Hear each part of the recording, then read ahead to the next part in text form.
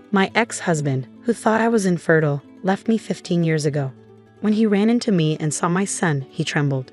That chance encounter was just the beginning of a tumultuous journey where old secrets resurface and hidden truths come to light, challenging everything he believed about the past, present, and future. Hey there, folks. I'm Linda, and welcome to Linda's Stories channel. I hope you're all ready for a good tale. So picture this. It's a sunny afternoon, and there's Catherine sitting by herself at a restaurant table by the window.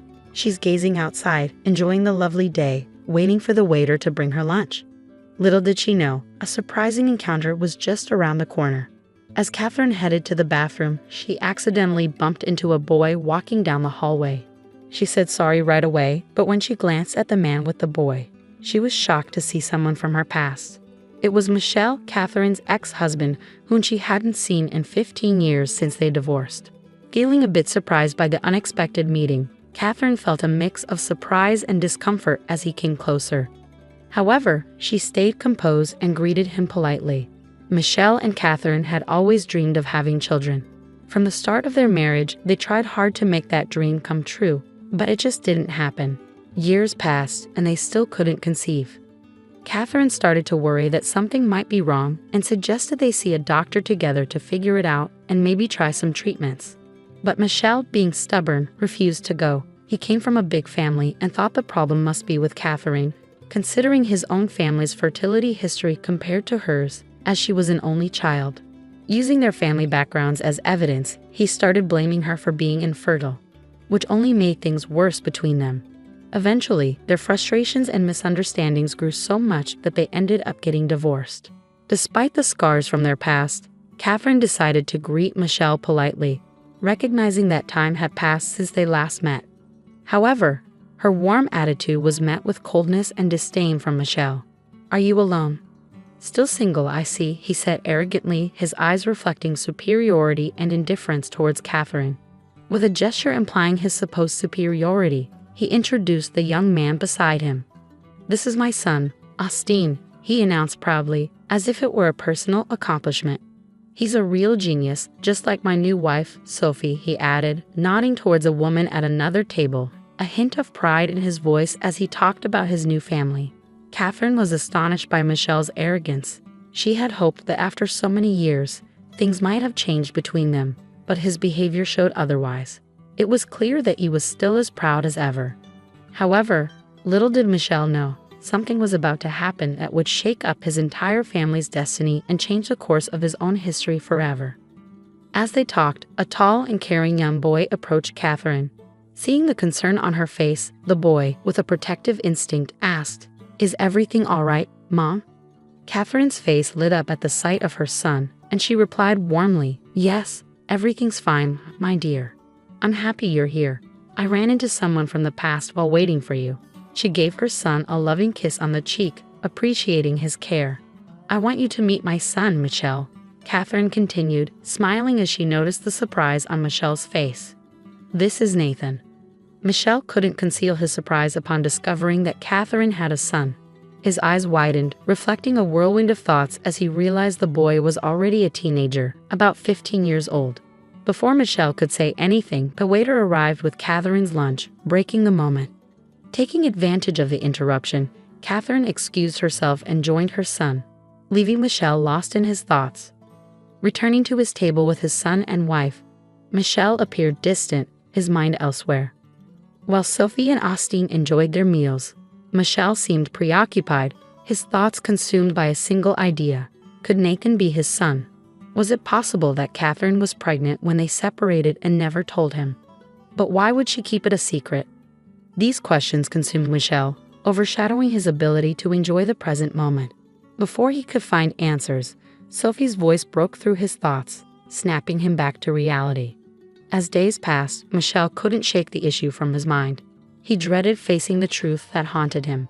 How would Sophie react to learning he had a child from his past marriage? And what about Austin? How would he feel discovering he had an older brother?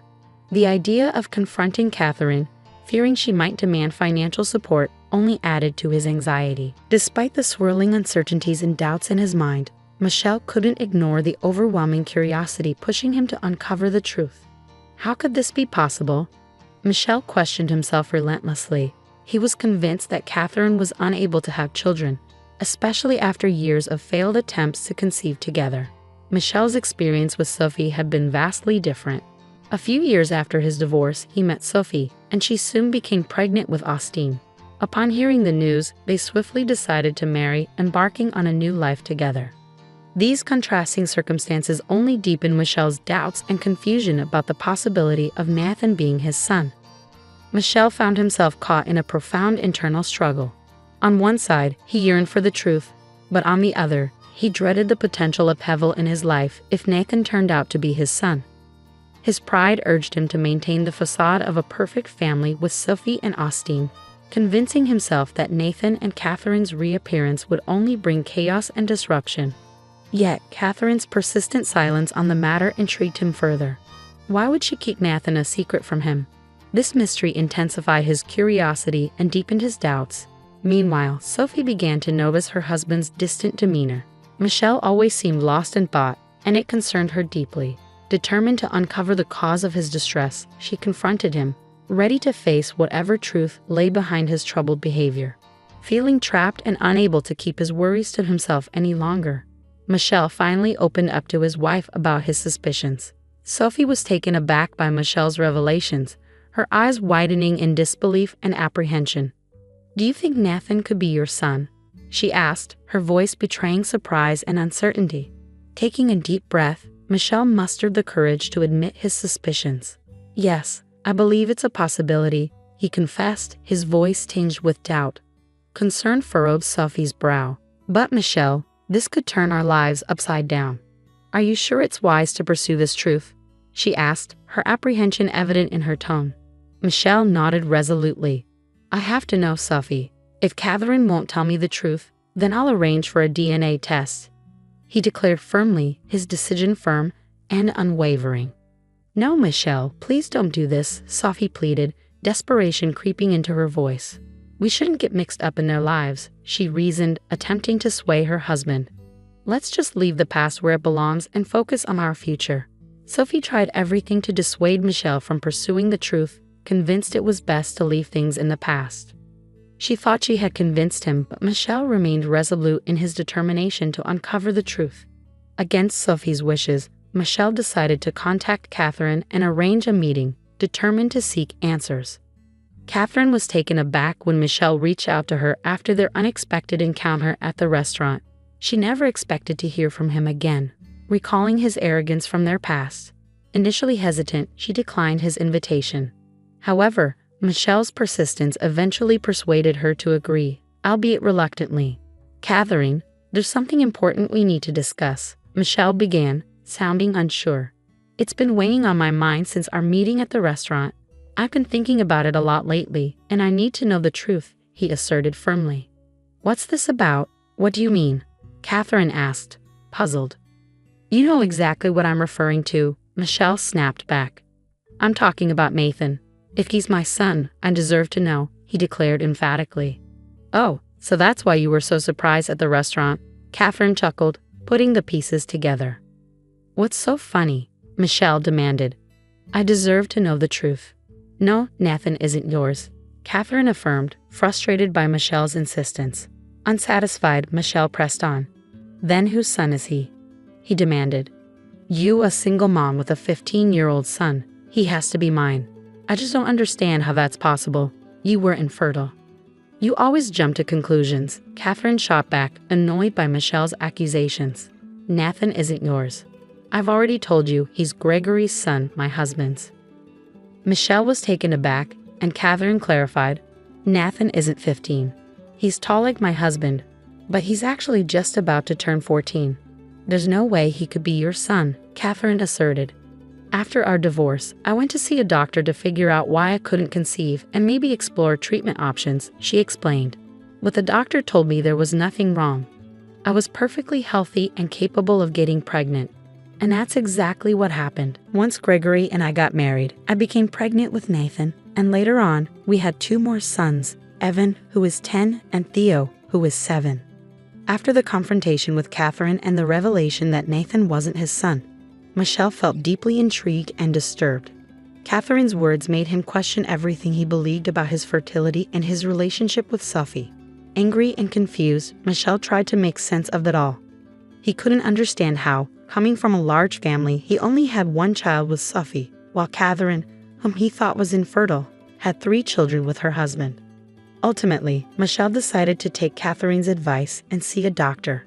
Sophie, thinking she had convinced him to move on from the past, had no idea what Michel was up to, and he couldn't anticipate what he would discover. The medical tests revealed a truth that rocked Michel to his core. He was sterile. This revelation triggered a flood of questions about his marriage to Sophie. How could he have fathered a child with her if he was sterile? This newfound knowledge cast doubt on the very foundation of their relationship. Michel spent a considerable amount of time lost in thought, contemplating the significance of this revelation and its implications for his life and his marriage to Sophie. He was faced with the daunting task of redefining his identity and role as a husband and father.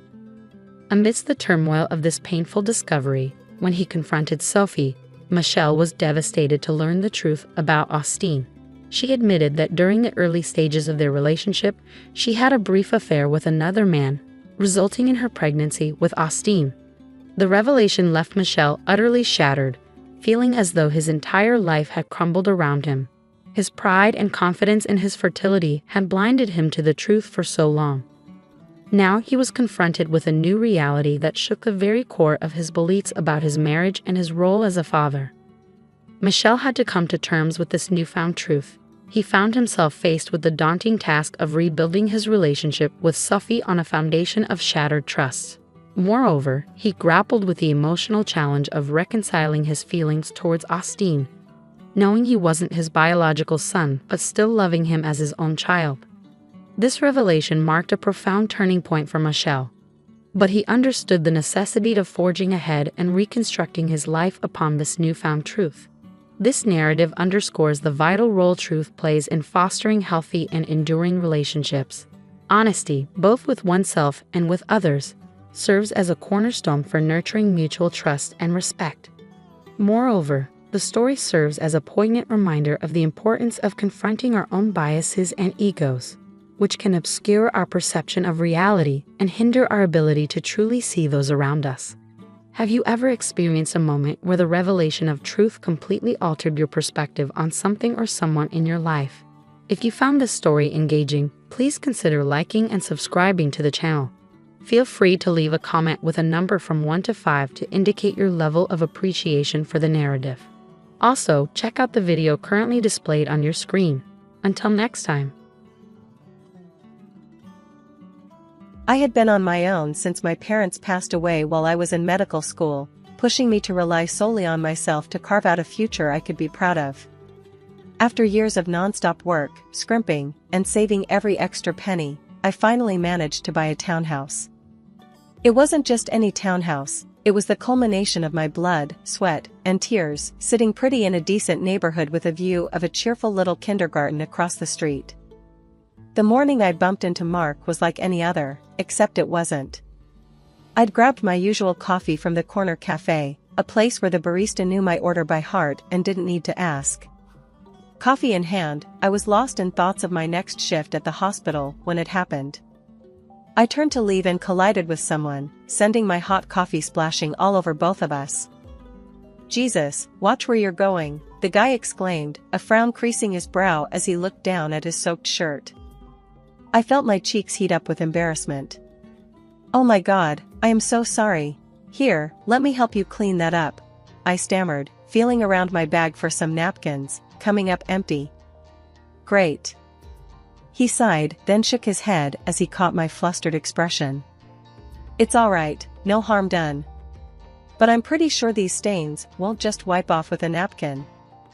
"You're right, I'm so sorry. There's a laundromat around the corner. I can pay for the cleaning, it's the least I can do." He raised an eyebrow, then a small, amused smirk played on his lips. "Lead the way then, coffee spiller." As we walked to the laundromat, the initial awkwardness gave way to a more relaxed conversation. He introduced himself as Mark, a realtor who had just moved into the area. "What about you?" I haven't seen you around before, he said as we handed his shirt over to the laundromat attendant. I'm Ella, I replied. I live just a few blocks from here. And yeah, usually I'm holed up at the hospital or resting at home, so not much of a local social butterfly. We sat down at a nearby diner while waiting for his shirt. Over a couple of coffees, carefully kept at a safe distance from him this time, we chatted about mundane things like work and our neighborhood. It was refreshing, talking to someone new without any pretensions. Look, Ella, he said as we walked back to pick up his shirt, now stain-free, I owe you one for helping me out. Let me take you out for dinner, my treat. No more coffee disasters, I promise. I hesitated for a split second. He seemed genuine, and after the morning's debacle, I felt like I could use a night out. Alright, Mark, it's a deal. But if this is some elaborate scheme to get free medical advice, you'll be disappointed. Don't worry, I'll try to keep it strictly non-medical. How's Friday night? Friday works. It's a date then, I said, handing him his shirt. We exchanged numbers, and as I watched him go, I couldn't help but think maybe this strange encounter might just be a good thing. After that accidental coffee spill and the subsequent shirt rescue mission, Mark and I began to see more of each other. It started with that promised dinner, which turned out to be a delightful evening at a local Italian place he swore was the best in town. Mark was easy to talk to, and for a guy who sold houses for a living, he sure knew a lot about a lot of things. As the evening wound down, he looked at me, a playful challenge in his eyes. So, life-changing enough for you? I laughed, nodding. Alright, you win this round. The pasta was fantastic. From then on, it seemed like we were inseparable. He was always planning something interesting for us to do, whether it was a movie night, a visit to a local art exhibit, or just a simple walk in the park. Mark had a knack for making everyday things feel special. One evening, as we were walking along the river, watching the city lights reflect on the water, he stopped and looked at me with those earnest eyes of his. Ella, I've got to tell you something. What's up? I asked, feeling a mix of anticipation and nerves. I'm falling pretty hard for you, he said, his voice low. And I don't want to scare you off, but I feel like this could be something real. I took a deep breath, the night air cool on my face. I'm falling too, Mark. And no, you're not scaring me off. A few months into our whirlwind romance, during a cozy dinner at my place, Mark had insisted on cooking to prove he could rival the pasta from our first date. He surprised me with a question that stopped me dead in my tracks. He had just served us some ridiculously good lasagna when he turned to me, took my hands in his, and said, Ella, I know it's been a quick ride for us, but when you know, you just know. Marry me? I didn't need time to think about it, it felt right. Yes, Mark. Yes, I'll marry you. That night, we talked about our future, about finding a place together, and starting a family. Everything felt like it was falling into place, and I couldn't remember the last time I had been this happy. However, the arrival of Mark's parents from Thailand just before our wedding brought a shift I hadn't anticipated. They had lived abroad for many years but decided to return permanently when they heard about their son's imminent wedding. At first, they seemed lovely, full of warm smiles and enthusiastic embraces. We're so thrilled to finally meet the woman who captured our Mark's heart, his mother had gushed, squeezing my hands with both of hers. His father, a robust man with a hearty laugh, clapped Mark on the shoulder, saying, You've chosen well, son. We're excited to be part of this joyous occasion. Their friendliness was comforting, and I felt hopeful about our new family dynamics. But their initial friendliness soon gave way to an overwhelming sense of intrusion. Linda, Mark's mother, took to our home like she owned the place, and her husband, Jim, wasn't far behind in making his presence felt. It started with small things. Linda would rearrange my kitchen whenever she came over, which was almost every day. Ella, you really should keep the spices near the stove. Saves time, she would say, moving things around without waiting for my response. I bit my tongue, trying to keep the peace. Then came the comments about how I managed the house. One afternoon, while I was trying to relax with a book, Linda plopped down next to me and sighed. "You know, dear, it wouldn't hurt to dust a bit more often. And maybe some fresh flowers would brighten up the place. It looks a bit drab." Jim had his own way of butting in. He'd follow Mark around, questioning his decisions about work and our finances. I overheard him one day in the garage, his voice stern.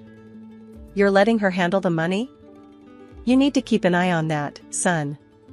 Make sure it's spent wisely." Their constant presence was suffocating, but the breaking point came when Linda decided we should host a party for her friends, without even asking us. "It'll be just a small gathering," she assured, waving her hand dismissively as if it was no big deal. When I tried to talk to Mark about it, hoping he would intervene, he just shrugged. "Mom likes to host. Let her have this one. It makes her happy, and it's not like it's a huge imposition, right?" I gave in. The small gathering turned out to be a full-blown bash with more than 20 people, all from Linda's circle of friends, who seemed to think they were at some sort of weekly social club that just happened to be in my living room. I spent the whole day cooking and preparing, only to end up feeling like a stranger at my own party.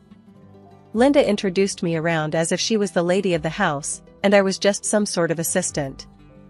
"Ella helped out," she would say, patting my arm while her friends nodded politely before turning back to her. The final straw was when I heard one of her friends, a loud woman with a booming laugh, comment, "Linda, you've got this place whipped into shape.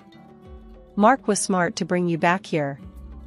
I clenched my fists, my face hot with embarrassment and rage. As soon as the last guest left, I turned to Mark. "This can't happen again. It's not okay, and you know it." He looked tired, rubbing his forehead. I know. It's just. Mom can be a lot. But what am I supposed to do? She's my mom." "But I'm your wife," I shot back, the hurt clear in my voice. "That should count for something, shouldn't it?" He didn't have an answer for me, and that night, I lay awake, wondering if this was how the rest of my life would look. Sidelined in my own home, bending backward to accommodate people who clearly had no respect for my boundaries. Saturday after Saturday, my house transformed into a hub for Linda's endless social gatherings. Every week, the invasion of her friends, along with their opinions and laughter, grated on me more. It wasn't just the noise or the mess, it was the sheer disregard for our personal space. And each event left me feeling more like an outsider in my own home. The day I put my foot down, everything blew up. I told Linda politely but firmly, "I'm sorry, but we can't host the party every Saturday. It's too much." She stared at me like I'd slapped her. Her reaction was immediate and volcanic. "Too much? You ungrateful girl, this is what family does for each other. We host, we entertain, we support." Her voice rose with each word, and I felt the walls of my own home closing in on me. "Linda, please lower your voice. Let's talk about this calmly." But calm was nowhere on her agenda. Her face turned a shade of red I'd only seen in movies. She started pacing around, waving her arms, and then, to my horror, she began throwing decorative cushions across the room as if each one bore my face. "You listen here. If you don't agree to these small favors, I can make things very difficult for you, my girl." She was shouting now, and her words sliced through any pretense of familial warmth we might have had. When she threatened to have me divorced from her son if I didn't comply, a cold shiver ran down my spine. "Mark will listen to me. He always has. Don't think he'll choose you over his own mother." I was reeling. The woman was using divorce as a weapon to keep me in line. It hit me then, how deeply Mark was tied to his mother's apron strings. The realization was like a punch to the gut. Mark, hearing the commotion, rushed into the room. "Mom, what's going on here?" He looked from his fuming mother to me, his eyes wide with confusion. "Your wife is being unreasonable, Mark. I'm only asking for a little cooperation, and she's denying us that." Mark glanced at me, his face pleading for peace. "Ella, can't we just—" "No, Mark, we can't. My voice was firm, stronger than I felt. This isn't about a party. It's about respect and boundaries. Your mother just threatened to break us up. Mark's eyes flickered with shock, first at me, then at his mother. Mom, you didn't. Linda's gaze didn't waver, she was ready for battle. I did, and I will if she doesn't start showing some respect around here. She turned around and left the room, slamming the door loudly. Taking a deep breath, I made a choice, a radical one. Mark, I think we need to separate. Not for real, just on paper. We need to show your mom that we make our decisions together, not under duress. It took a lot of convincing, a lot of tearful discussions, and heartfelt promises that this was just a tactic, not the end for us. So, we did. We filed for divorce quietly, a sham for freedom. It was the hardest decision of my life, pretending to split from the man I loved to save our marriage from the overbearing clutches of his mother. The next Saturday, when Linda and her entourage of friends showed up at the house for their usual gathering, they were in for a surprise. I was waiting for them on the front porch, my posture rigid and my resolve firm. As Linda stepped out of her car, her smile faded when she saw me standing alone, door firmly shut behind me. Ella, dear, aren't you going to let us in? We have our little gathering, remember? Her voice carried that familiar commanding tone, but today, I was not going to yield. No, Linda. There won't be any gathering here today. Or any other day, I replied, my voice steady. She stared at me, her eyes narrowing. What are you talking about? This is my son's house, and I decide. It was your son's house. I corrected her sharply, cutting off her words. And as of last week, it's mine alone. We're divorced, Linda. Mark isn't living here anymore, and he won't be a part of these gatherings. Her mouth fell open, disbelief etching her features. Divorced? That's not possible. Mark would never. He did, Linda. And he agreed it was for the best, I said, not letting her intimidate me anymore. The power I felt at that moment, reclaiming my space and my life, was exhilarating. This is nonsense, she exclaimed, her voice rising. I'll call him right now. He'll straighten this out. Linda fumbled with her phone, her fingers shaking slightly as she dialed Mark. I could hear the dial tone, then Mark's voice answering. The conversation was brief, and Linda's face fell with each word Mark spoke. Turning back to me, her eyes filled with fury, she hissed, "You're ruining our family. You have no idea what you've just started." I know exactly what I'm doing, Linda. I'm ending the chaos you bring into my life every week. This is my home, and I will not be hosting or accommodating your social life anymore. The other women, who had been watching the exchange with rapt attention, began to murmur among themselves, their eyes darting between Linda and me. With a huff, Linda turned on her heel, her friends trailing behind her like lost puppies. They got into their cars and drove off, leaving a cloud of dust and a profound silence behind. After the sham divorce, Mark and I maintained our relationship secretly, meeting in less conspicuous places and spending time together like two teenagers sneaking around. It was absurd and painful, but necessary.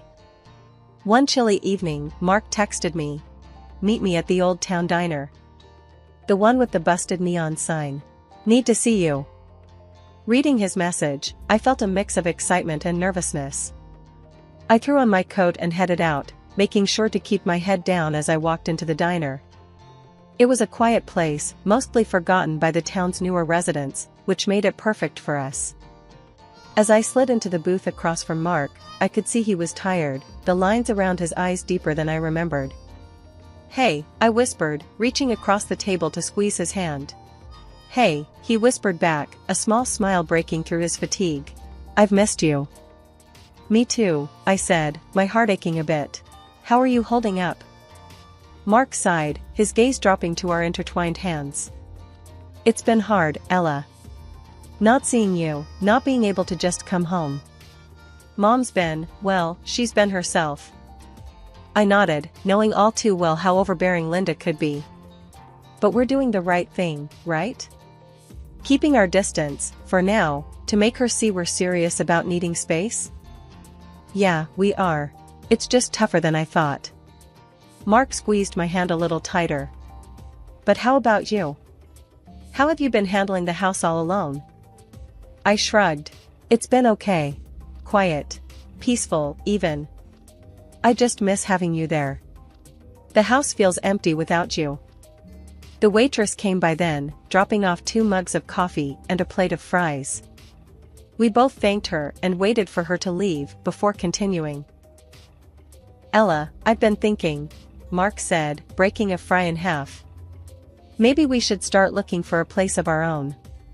Somewhere new, where we can start fresh, away from all this drama. A new place. The idea was both thrilling and daunting. I like that idea, but what about the money? And the house? We'll figure it out, he said confidently. I can handle the house, maybe even talk to a realtor about putting it on the market. As for money, well, we've always been good at managing that together. True, I agreed, feeling a spark of hope at the thought of a new beginning just for us. Let's do it. Let's find our own place, something that's just ours. We spent the next hour talking about potential areas to live in, types of houses we liked, and how we'd decorate our new place. It felt good to dream together, to plan a future that seemed a little brighter than the past few months had been. When it was time to leave, we stood outside the diner, the cool air making me shiver slightly. Mark took off his jacket and draped it over my shoulders. I've got you, he said softly, pulling me into a hug. I know, I whispered back, holding him tight. And I've got you, too.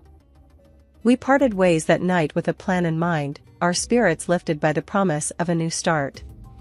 It wouldn't be easy, but with Mark by my side, I felt like we could handle anything. Even Linda. A year later, our persistence paid off. I had managed to save enough money, and Mark, using his skills as a realtor, found us the perfect place. It was a large, beautiful house in a wonderful area with a stunning garden. To celebrate and cement our reunion, we decided to get married again in a small, secret ceremony. It was just us and a couple of close friends who knew about our situation. As we exchanged vows for the second time, the weight of the past year seemed to lift. There were still remnants of our old life at the townhouse that we needed to gather up. We decided one Saturday morning to make the trip back to our old place and pick up the last few items. As we pulled up to the townhouse, I noticed a familiar car parked outside. It was Linda and Jim. They were standing by the front door, apparently waiting for us. When we got out of the car, Linda's face lit up with an unsettling kind of eagerness. We need to discuss the family get-togethers. Now that you're returning, we can start planning the next one right here. Mark's brow furrowed. Mom, we're not here to stay. We're just picking up some things. We've moved out. Her smile faltered for a moment, but quickly recovered. Moved out? Oh, but that means this place is free. I can use it for the parties then. It was like nothing had changed with her. I felt a flare of frustration, but kept my voice calm. Linda, we sold the townhouse. It's not ours anymore. We're here to collect the last of our things. The news seemed to take a moment to sink in. Linda's face went from confusion to shock, and then to a frown. Sold? But where will you live? Where will we have our gatherings? Mark took a step forward, his tone firmer. Mom, the townhouse is no longer our concern. And we're not disclosing where our new house is. I'm sorry for how things went before, but now, we're starting fresh. It's time for you and Dad to consider doing the same.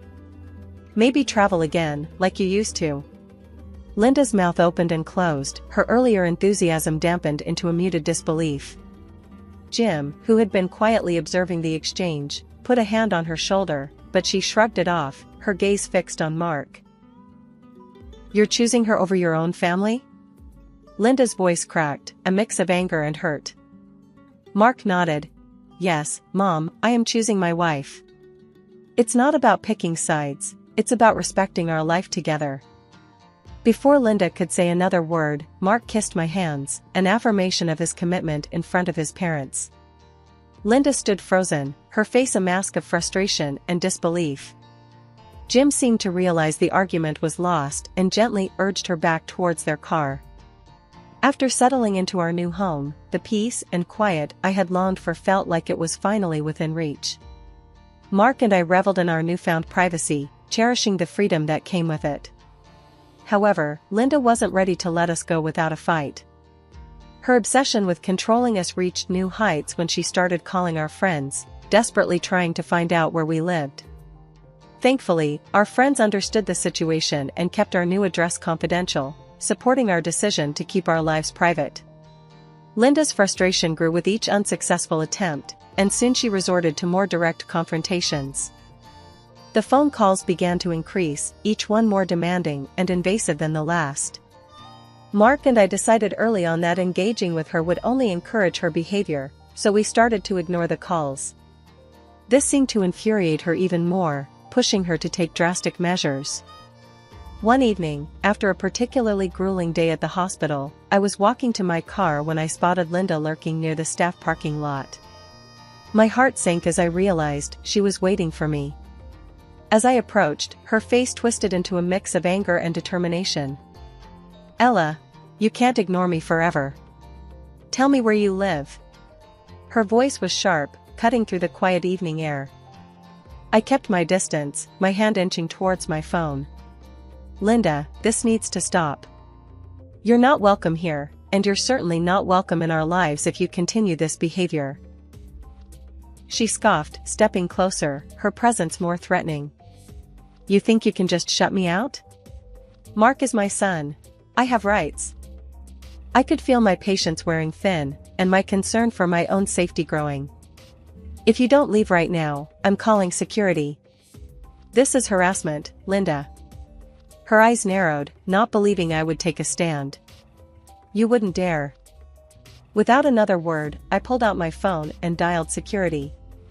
Within minutes, a security officer arrived, and I quickly explained the situation. Linda was still ranting as the officer approached us. The security officer stepped in, firmly. "Ma'am, you need to leave the premises now. You are causing a disturbance." Linda's face flushed with anger, but the presence of security seemed to push her back into reality. She glanced between me and the officer, her resolve faltering. "This isn't the end," she muttered, but her voice lacked conviction as she turned and hurried away. After the incident, I warned her that if she approached me again, I would not hesitate to involve the police and press charges for harassment. It seemed my firm stance finally made an impact. Linda's attempts to contact us abruptly stopped.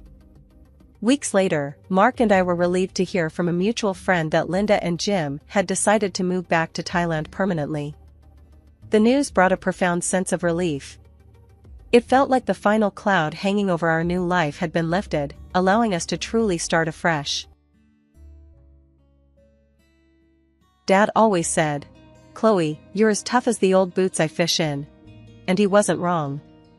Raised in a small town where the winter didn't ask if you were ready before it hit, I grew up pretty fast after Mom passed. All I got of her is a couple of pictures where she's smiling under the brim of Dad's fishing hat, her eyes kind of crinkling at the corners. Dad was a fisherman, started with a beat-up boat that looked like it'd sink if you sneezed too hard. But he had big plans, worked his fingers to the bone, and eventually built up a business that had our name slapped on a huge fish processing plant down by the docks. He was out before sunrise, back after dark, always smelling like the catch of the day. It wasn't like he left me to fend for myself though. Carol, my stepmom, came into our lives when I was about 7. She couldn't have kids of her own, so she poured all that pent-up love into me. We didn't always see eye to eye, especially when I hit those teenage years and got all prickly, but she stuck by me like glue. One night, I remember sitting at the kitchen table with my book spread out, and Dad came in, looking more tired than usual. Carol had fixed him his favorite, salmon, pan-fried just right, and he slumped down at the table, gratefully. "Thanks, love," he said to Carol, then turned to me with a look. "School going okay, kiddo?" "Sakai. Just boring," I shrugged, scribbling something in my notebook. "Boring," she says. You hear that, Carol? Our girl's gonna be a genius, and she's bored. Dad chuckled, his eyes crinkling like Mom's in those old photos. Carol just smiled, ruffling my hair a bit too roughly. She'd better be, with college costs these days. That was our life. Simple, sometimes a bit rough, but filled with enough laughter to keep the cold out. When high school was done, I was itching to see more than icy roads and fish. I told Dad I wanted to go to California for college. He wasn't too thrilled at first, all that distance, but he knew I had it in me to make something of myself. California, huh? You'll melt out there. He'd joke, but one evening, he got serious. We were fixing one of the nets, hands all tangled up in ropes and seaweed. Dad, I gotta go. It's not enough here for me, I admitted, not wanting to hurt him but needing him to understand. He was quiet for a long moment, just working the ropes. Then, he nodded. All right, Chloe. You go make us proud. But promise you'll call your old man, huh? So I went. Off to California with my dreams in one hand and a promise in the other. Maybe I was naive, maybe just young, but either way, I was ready, or so I thought. Stepping off the plane in California, the sun hit me like a slap in the face, warm and bright and relentless. Not a lick of the cold, harsh winds of Alaska. My first thought? Dad was right, I was gonna melt. College was a whole new world. Campus was buzzing with folks from all corners, talking fast about things I hadn't even heard of. I bunked with a girl named Jess, a local who took one look at my flannel and boots combo and said, "You're not in Alaska anymore, girl." I can see that. I shot back, trying not to feel like a fish out of water. Jess laughed, a good, hearty sound. "You'll fit in just fine. Everyone does eventually." Classes kicked my butt at first. Economics isn't for the faint-hearted, and I had to hustle harder than I thought. Nights were long, coffee-fueled marathons with books and laptops. One day, slumped over a textbook in the library, a guy dropped into the seat opposite me. He had a smile that seemed too easy. "That looks intense. Preparing to take over the world?" "Just trying not to fail my midterms," I said, pushing up the glasses that had slid down my nose. "Ah, the humble student life. I'm Michael, by the way." He extended a hand, and I shook it, noting the firm grip. "Chloe. Nice to meet you," I replied, then went back to my books. Michael was in some of my classes, and we kept bumping into each other. We started having lunch together, sharing complaints about bosses and deadlines. Michael was easy to talk to, made me laugh more than I expected. It wasn't long before we started dating. He was different from the boys back home, smoother, more polished, but with a charm that felt genuine. A few months in, Michael's mom invited us over for dinner.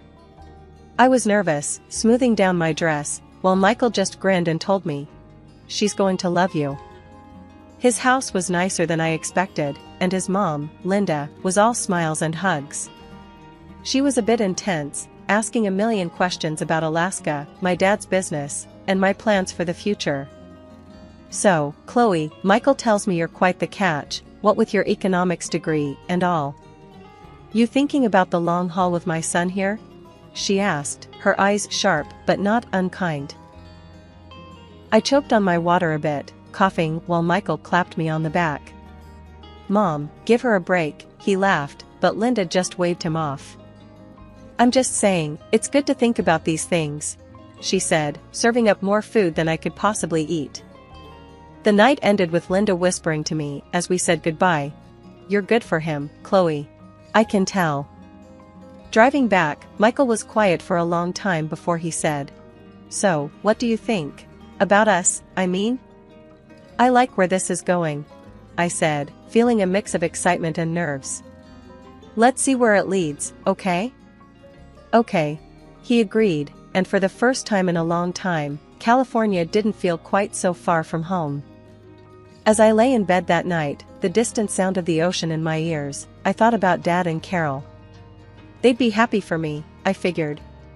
Happy that I was finding my way, making connections, maybe even building a future. The wedding was a blur, flowers, smiling faces, and a dress that felt a bit too tight. After all the dancing and cheers, when we finally settled into living at his mom Linda's house, reality started to set in. "Chloe, you'll see, it's easier this way. Mom needs us, and we can save up for our own place," Michael reassured me one evening as we unpacked our wedding gifts in what used to be his old room. "Yeah, I guess you're right," I replied, trying to sound more convinced than I felt. The room still had his high school trophies and old posters on the walls. It didn't feel like ours, it felt like I was just visiting. Things were fine for a while. Linda handled most of the house chores, letting me find my footing at my new job and in this new role as a wife. But about 6 months in, everything changed overnight. "I went to the doctor today, Michael. My back's worse, and he says I need to take it easy," Linda announced one night at dinner, her voice tinged with worry. "Of course, Mom. Chloe and I can take on more around the house, can't we?" Michael said, turning to me. I could only nod, my mind racing with what that meant. Before I knew it, Linda's version of taking it easy meant I was doing everything from cleaning to cooking, with her supervising from a kitchen chair. "You'll want to add more salt to that, dear. Michael likes his food with a bit more flavor," she'd say, watching me fumble around with the spice jars. One day, as I was elbow-deep in scrubbing the bathroom, Michael called me. "Hey, Chloe, Mom's really not doing well." I was thinking, maybe you should consider taking some time off work to handle things around here. I stopped scrubbing, the sponge dripping in my hand. "Take time off? Michael, I just started getting the hang of things there," I protested, feeling a mix of anger and disbelief. "It's just temporary, babe. For Mom, we need to look out for her," he pushed, his voice firm, leaving no room for argument. So, I did it. I quit my job, telling myself it was the right thing to do, the family thing. But days turned into weeks, and my job at the office turned into full-time housekeeping. Linda's health issues seemed to vanish when it came to critiquing my cleaning.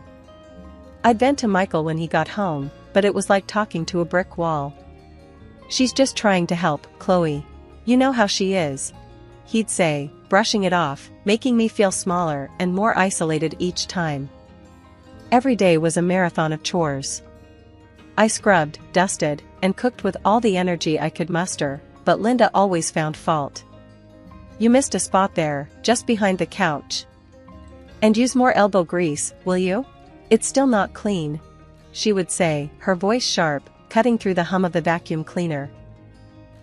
Cooking was another battlefield. No matter how carefully I followed recipes or tweaked them to what I thought were her tastes, Linda's verdict was the same. After barely tasting a dish, she'd push her plate away slightly and sigh. "Bland and tasteless, Chloe. You really should take some cooking lessons." Michael, ever his mother's son, only shrugged off my complaints. "Mom's set in her ways, Chloe. She just wants to help you get better at this stuff," he'd say, his words meant to soothe, but only adding salt to my wounds. His indifference stung almost as much as his mother's critiques. One fateful day, the old washing machine decided it had enough. I was halfway through a load of laundry when it shuddered, clanked ominously, and then stopped. Smoke wafted from the motor like a distress signal. The sinking feeling in my stomach matched the silence of the now-dead machine. Linda came rushing in, drawn by the noise. Her reaction was volcanic. "Look what you've done now. That was a perfectly good washing machine, and you've broken it because you can't even operate a simple machine correctly." Her words were like daggers, and her voice rose with every syllable. I stood there, the smell of burnt motor mingling with my rising panic. "Linda, it was very old. It was bound to break down eventually," I tried to explain, my voice meek against her tirade. "That's nonsense. It worked fine before you started using it. This is coming out of your pocket, Chloe. You're costing us so much." She stormed out of the room, leaving me to stare at the defunct appliance, feeling smaller and more helpless than ever. Later, in the quiet of our bedroom, I broached the topic with Michael, hoping for some support or at least a recognition of the unfairness. The washing machine broke today. Your mom thinks I should pay for a new one, I said, my voice nearly a whisper. He didn't look up from his phone. Well, can you? It would really help out. I don't have that kind of money, Michael. You know I left my job, I reminded him, a desperate edge creeping into my tone. Then ask your dad. He can afford it, he replied casually, as if I were discussing buying a new dress rather than solving a crisis inflicted by his mother. The call to my dad was one of the hardest things I've had to do. I dialed the number, each tone heavy with dread. When he picked up, his voice was a bomb, but it only made things harder. Hey, kiddo. How's everything with you? Dad's cheerful greeting twisted my heart. Hi, Dad. I'm good, but, I need a favor. Can you help me buy a new washing machine? Ours just broke, I said, skipping over the hows and whys. I couldn't bring myself to tell him the whole truth, it felt too much like betrayal. Of course, Chloe. I'll transfer the money right away. Don't you worry about a thing, he replied, his willingness to help both a relief and a burden. When the money came through, Linda oversaw the purchase of a new, top-of-the-line washing machine, boasting of its features to anyone who would listen. Before long, things went from bad to unbearable. It started with her asking for money to cover minor repairs around the house, a leaky faucet here, a cracked tile there. But soon, those small demands escalated into full-blown renovations. Chloe, this house deserves to look its best. We need to live in a place that reflects our status, Linda would assert, as if it were the most natural thing in the world to upgrade her living room or the kitchen on a whim.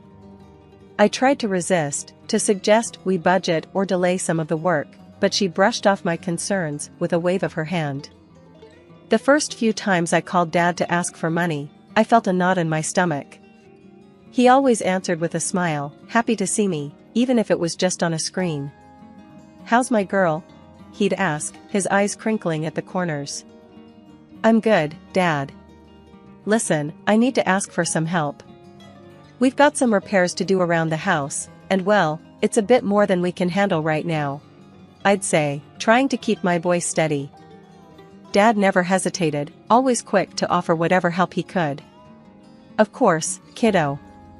I'll transfer the money today. You just make sure you're taking care of yourself, all right? But Linda's demands grew. One video call turned into weekly sessions where she'd hover in the background, making sure I looked presentable. Put on some makeup, Chloe.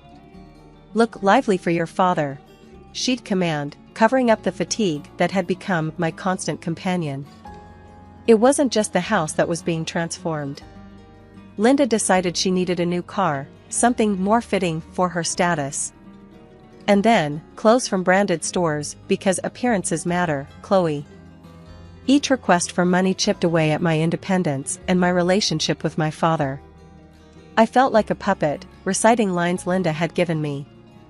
She made sure I never had a moment alone during those calls. If I even hinted at needing to talk to Dad in private, she'd find a way to interrupt or end the conversation quickly. Michael wasn't any help. He'd come home late, often smelling of booze, shrugging off my attempts to talk about how out of control things were getting. It's what families do, Chloe. They help each other out, he'd slur, dismissing my concerns. Then I found out I was pregnant. It should have been a moment of joy, but my heart sank knowing how Linda would react. True to form, when I told her, her first response was not congratulations, but calculation. This is wonderful news. Think of all the things the baby will need. You'll have to talk to your father, we'll need to set up a nursery, and babies need so much stuff. Linda enthused, already listing things to buy. Her excitement wasn't about the baby, it was about the new avenue for requests for money. Make sure to look happy when you tell him. We want to make sure he's willing to help out with everything the baby needs, she instructed me before another choreographed call to my father. Sitting there, waiting for the screen to connect, I felt the lowest I had ever felt. I was about to bring a child into this mess, into this cycle of dependency and deceit that I couldn't seem to break free from. "Hey, Dad," I began, forcing a smile that felt more like a grimace. "I have some news, I'm going to have a baby." Dad's face lit up, a genuine moment of happiness in the charade my life had become. "That's wonderful, Chloe. Absolutely wonderful. You know I'll support you in any way I can." Living with Linda and Michael had become unbearable, but it grew worse after the birth of my baby. The days and nights merged into an endless cycle of demands, criticisms, and exhaustion. Michael was hardly ever home, and when he did show up, his presence only added to the tension. "You've really let yourself go, haven't you?" Michael would sneer, eyeing me as if I were a stranger, not the mother of his child. "You look like an elephant. I can't even stand to sleep next to you." His words cut deeper than knives, leaving scars no one could see. I cried most nights, silently, the sobs shaking my body while I tried to muffle the sound with a pillow so as not to wake the baby or attract Linda's attention. The baby didn't sleep well, up at all hours, crying more often than not. I was running on fumes, every day a test of my endurance. One particularly tough day, I was so exhausted that I fell asleep while a casserole was in the oven. The smell of burning woke me, but not before Linda stormed into the kitchen. "What on earth are you doing? You're wasting food, Chloe. Do you know how hard I work to provide for this family?" Linda screamed as she yanked the blackened casserole from the oven. I just fell asleep for a moment. I didn't mean to," I stammered, trying to apologize. "No excuses. You're not eating today. Maybe that will teach you to pay attention," Linda decreed, her voice cold and unforgiving. I was stunned, the hunger already gnawing at me. But worse was knowing I needed nutrition to breastfeed my baby, who depended entirely on me. Yet, I felt powerless to argue with her, the fear of further reprisal keeping me silent. That same night, Michael came home drunk.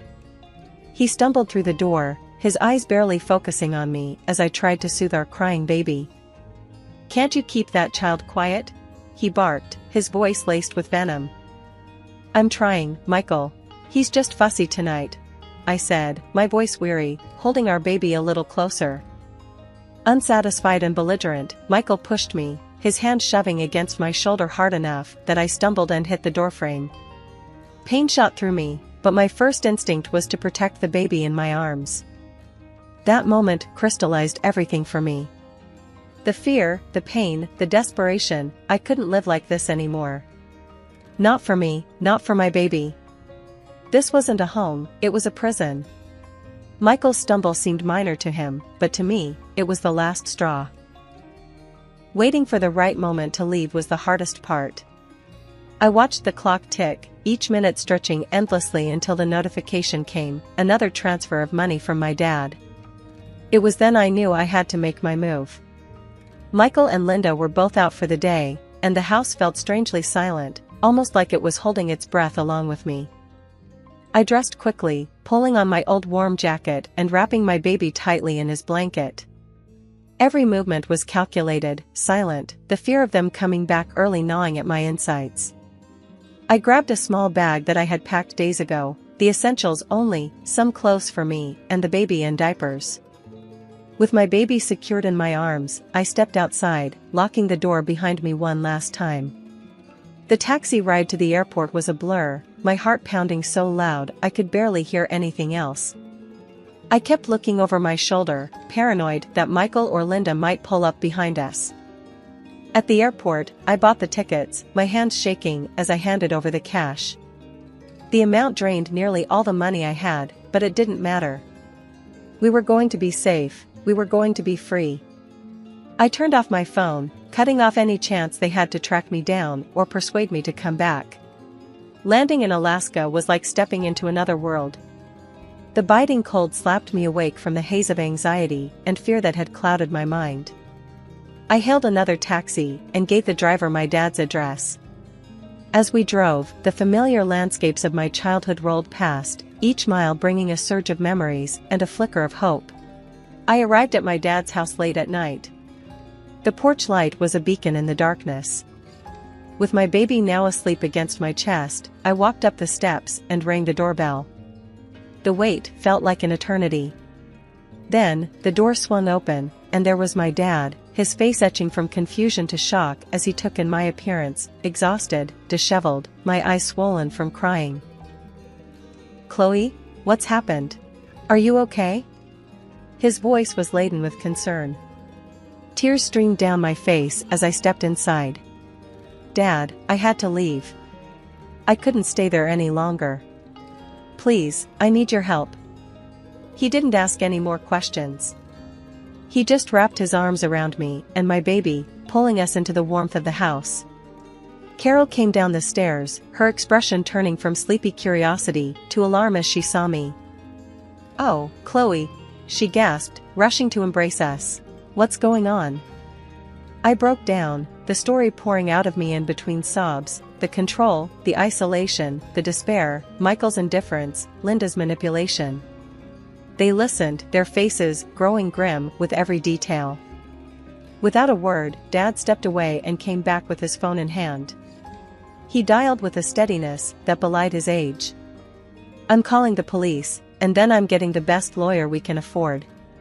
We're going to fix this, Chloe. You're safe now. You're home." The courthouse was a blur of activity, but inside, the world seemed to slow down as I took the stand. Giving my testimony against Michael and his mother, Linda, was one of the hardest things I'd ever done. My voice shook as I recounted the details of the abuse and manipulation, but I felt a strength I didn't know I had, fueled by the desire to protect my child and reclaim my life. The judge's gavel sounded like a shot of finality when he fined Michael for his abusive behavior. It wasn't just a victory for me, it felt like justice for every silent moment I had endured under his and Linda's control. The divorce papers came through not long after. Signing them brought a mix of relief and sorrow. This wasn't how I had envisioned my marriage ending. But as I scribbled my name, I knew it was the first step toward a new beginning. Mr. Jenkins, our lawyer, was relentless. He dug through financial records and bank statements, piecing together the puzzle of how my father's money had been siphoned off to fund Linda's lavish tastes and renovations. The evidence was undeniable, and the court ordered that every penny be returned. The total came to over $230,000. Neither Michael nor Linda had the means to pay it back outright. The news of their deceit spread quickly among their friends and the local community, tarnishing their reputations severely. Michael struggled to find any substantial work after that, his previous employers distancing themselves from the scandal. In the end, they were forced to sell the house, Linda's pride and joy, the symbol of their greed. They moved into a small, cramped apartment in a less desirable part of town. Linda had to pick up a job at a local grocery store, a far cry from the leisurely life she had manipulated to maintain. Custody of my son was granted to me without contest. Michael was ordered to pay alimony, which he does, albeit begrudgingly. It's not about the money, though. It's about providing a stable and loving environment for my son, something I am now able to do back in the safety and comfort of my father's home. As I watch my son play in the yard, his laughter mingling with the wind, I feel a surge of hope for the future. The legal battles, the escape, the recovery, it's all behind us now. We've emerged stronger, bound by a resilience forged in the fires of adversity. My name's Ellie, and if you were to look at my life now, you might not guess where I started. Born to a family that had more love than money, I learned early to stand on my own 2 feet. College was a dream too expensive to entertain, so straight out of high school, I was ringing up groceries at a local store. I turned 25, still punching that same clock, dreaming of something, anything, that might break the monotony. That's when Jack waltzed into my life. It was at a casual bash thrown by mutual friends. He had that easy smile and a way about him that just, I don't know, made you want to be around him. "Hey, I'm Jack. And who might you be?" he said, leaning against the kitchen counter with a beer in hand, eyes never leaving mine. "Ellie," I replied, trying not to show how his gaze made my heart race a bit. "Just Ellie." "Just Ellie, huh? Sounds like there's a story there waiting to be told." His charm was something else. He wasn't like the guys I knew, who mostly just grunted their way through conversations. Jack actually talked, laughed, and listened. We hit it off that night, talking about everything and nothing until the party dwindled and we were left under the dim porch light, reluctant to say goodbye. You know, Ellie, I haven't had this much fun talking to someone in a long time. Can I see you again? He asked, his tone hopeful. I nodded, feeling that flutter of excitement you get when something good begins. Yeah, I'd like that. And see each other we did. Dates turned into a steady thing, and our steady thing turned into love, or at least, I thought it was love. 2 years later, Jack proposed at that same friend's backyard, under a sky lit up with stars. It was simple, no grand gestures, just him and me, and a ring that he was shaking to put on my finger. You're it for me, Ellie. Marry me? Of course, I said yes. I thought this was it, my happily ever after. The wedding was a modest affair, but filled with laughter and dancing. Our little apartment became the cozy nook of the world where we planned a future and built a life. Or tried to, anyway. Life doesn't always give you what you want, but sometimes it throws you exactly what you need. That's what I kept telling myself when I found out I was pregnant. It wasn't planned, but then, what good things in life are? I remember the morning I found out. The bathroom was steamy from my shower, and there I was, staring at a little stick that was about to tell me my future. Positive. My heart did somersaults. Excitement, fear, joy, panic, all of it mixing up inside me like a storm. Breaking the news to Jack wasn't easy. I knew money was tight, and babies? They don't just need love, they need diapers, clothes, and 1,000 other things we hadn't saved up for. But this felt right, if only to me. I waited for Jack to come home that evening. He was late, again. The clock ticked too loud as I rehearsed what to say. When he finally walked through the door, his face was tired, his shoulders slumped like he'd carried the world on them. Jack, we need to talk, I started, my voice shaky. What's up? He asked, barely looking up as he dropped his keys on the table. I took a deep breath. I'm pregnant. Jack froze, his eyes finally meeting mine. There was a silence, heavy and thick, before he finally spoke. Pregnant? Ellie, how did this happen? I almost laughed. Almost. Well, you know how it happens, Jack. I was careful, we were careful, but sometimes life has other plans. He ran a hand through his hair, looking around the room as if he'd find some answer, or escape, scribbled on the walls. We can't afford a baby right now, Ellie. We just can't. Things are tight as is. I felt a sting at his words, but I pushed on. I know money's tight, but we can make this work. People do with much less. And I want this baby, Jack, I want this more than anything. Jack shook his head, frustration lining his face. It's not just about money, Ellie. It's about us. Are we even ready to be parents? I looked at him, really looked at him, trying to find the man I married in those troubled blue eyes. I am. I'm ready. I can do more, work more. We can figure this out. Please, Jack, say you're with me on this. He didn't answer right away. Instead, he walked over to the fridge, opened it, and stared inside like he'd find some wisdom next to the leftover takeout. Finally, he shut it, leaned back against the counter, and sighed. Ellie, I'm not saying no because I don't love you or the idea of a family with you. But think about our lives, how we struggle with just the two of us. Bringing a kid into this mess doesn't seem fair. I felt tears prick at my eyes, but I blinked them back. Life's never fair, Jack. But it's ours to make better. I'm having this baby, with or without your blessing. I'd rather it be with, though. Jack looked at me then, really looked at me, as if seeing me for the first time. You're really set on this? Yeah, I am. The birth of our son Danny should have been the happiest moment of our lives, but for Jack and me, it was the start of the hardest times. Jack's absence grew more noticeable every day. He was either at work or just not there mentally when he was home. I remember one evening, a few months after Danny was born, I was rocking him back to sleep after a late-night fuss.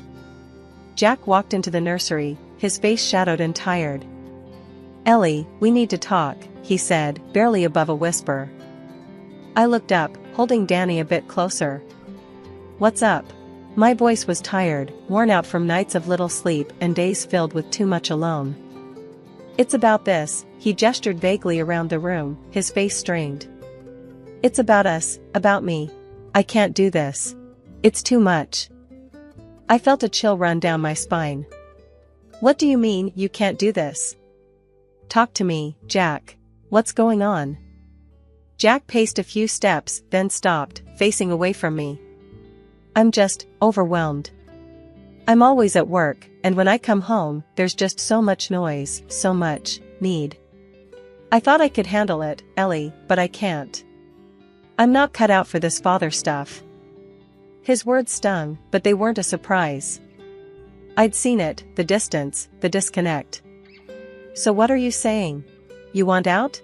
You want to leave your son?" "No, not leave," he struggled to find the right words. "I just need space, Ellie. I need to breathe." That's when I decided I needed more than just to wait around for Jack to come home. I started studying to become a nail technician. The local community college offered night classes, and my mom agreed to watch Danny. I'd study after putting Danny to bed, practicing on plastic hands until my own fingers ached. Finally, I got my license and set up a little studio right in our home. Converting our rarely used dining room into a salon, I started taking clients during the day. It wasn't easy juggling a new business and a baby, but it gave me a sense of purpose, something that was just mine. The money I made was modest at first, but it grew as my reputation spread. I poured my heart into every set of nails I did, every client I talked to. It wasn't just about the money, it was about being Ellie again, not just Danny's mom or Jack's wife who needed to be handled with kid gloves. When Jack got promoted to head the meat purchase department at the cannery, it meant we had to move. It was a big step up for him, but for me, it felt like starting from scratch all over again. We found a small house to rent in the new city, and I set up my nail salon right at home, hoping to attract some local clients. The adjustment wasn't easy. I spent days walking around the neighborhood, handing out flyers and introducing myself. Slowly, clients started trickling in, drawn in by word of mouth and my promise of a neighborly touch in their beauty routines. But Jack wasn't happy. One evening, after I'd finished with a client, he burst out, "Can't you take that stuff somewhere else? The house is always dusty, smells of your chemicals. I can't even relax in my own home." I was wiping down my table, and I stopped, looking at him. "This is how I make our living too, Jack. My clients are important to me." "Yeah, well, it's annoying," he snapped before storming out, leaving me standing in a silent house that suddenly felt too small for the both of us. Despite the rough start, my salon began to pick up.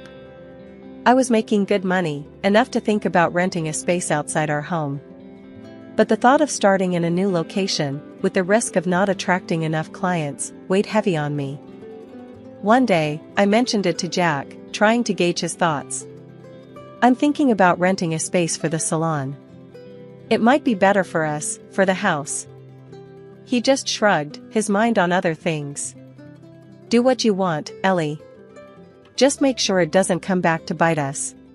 His indifference stung, but it was nothing new. Jack's life was changing too.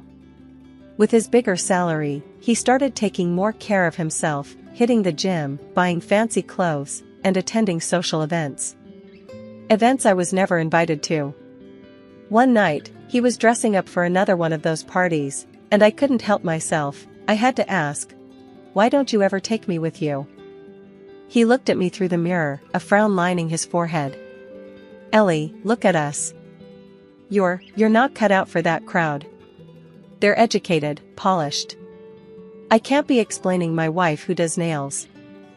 As he left, the silence of the house wrapped around me. His words echoed in my head, fueling a fire I didn't know I had. I was tired of being the invisible support behind his shiny new life. That fire pushed me to take the leap.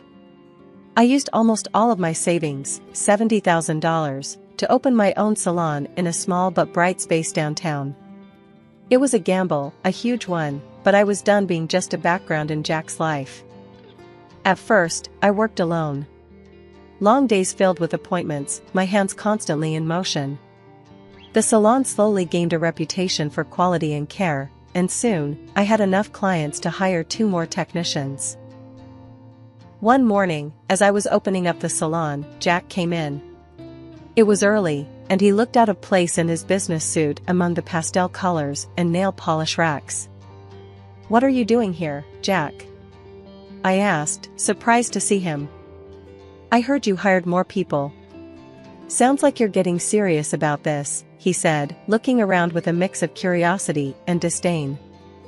"Yes, I am serious.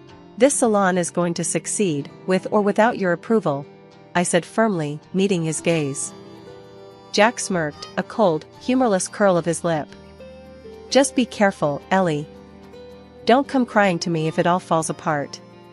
As he left, I turned back to my salon, pride swelling in my chest. This was my place, my dream being built. I didn't know what the future held, but for the first time, I felt ready for whatever challenges it might throw my way. That day started like any other in my salon. I was setting up for an afternoon of appointments, feeling good about where things were headed. Just as I was enjoying a rare quiet moment, the door chimed, and in walked Jack, my husband, with a woman I'd never seen before. She was polished, blonde, and carried herself with an air that filled the room. I thought maybe Jack had brought a new client, so I put on my best professional smile and went to greet them. "Hey Jack, who's this with you?" I said, keeping my tone light and friendly. Jack didn't return my smile. His face was all serious as he introduced her. "Ellie, this is Linda. She's going to be my wife." My heart skipped, stumbled, then plummeted. "You're what?" Linda looked at me, her gaze cold and dismissive. "Yes, I'm the CEO at the cannery where Jack works. We're getting married." The room spun a little. "Married?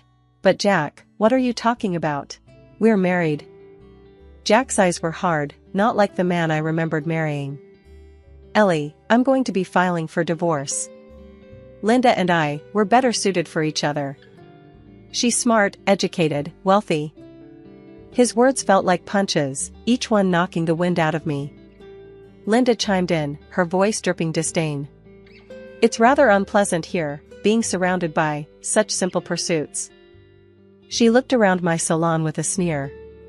"No offense, but I can't stand being next to mere staff who only clean other people's nails." Before I could find the words, she turned sharply on her heel. "You should know, you'll be evicted from your rented house soon. You and your son will have to live in shelters." They laughed together, a sound that seared itself into my memory, and then they left as quickly as they had come. I stood there, frozen, as the door closed behind them. The silence of the salon around me was suffocating. I couldn't stay there, I couldn't breathe. I canceled all my appointments for the day and headed home, the weight of their words crushing me with every step. When I got to the house, it was too quiet. I found a note from Jack on the kitchen counter. He had written that I could stay in the apartment for 2 more months, before I needed to find another place. No apologies, just cold instructions, as if our life together meant nothing. The realization that I was alone, truly alone in this strange city with my son, hit me hard. I slid down against the wall, the paper crumpling in my hand, tears finally breaking through. How had everything come undone so quickly? But as I sat there on the floor, something shifted inside me.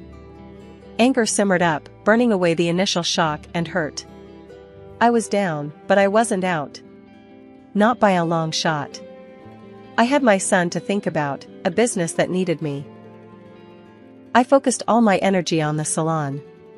I started by blasting social media with posts, offers, and before and after photos of my clients.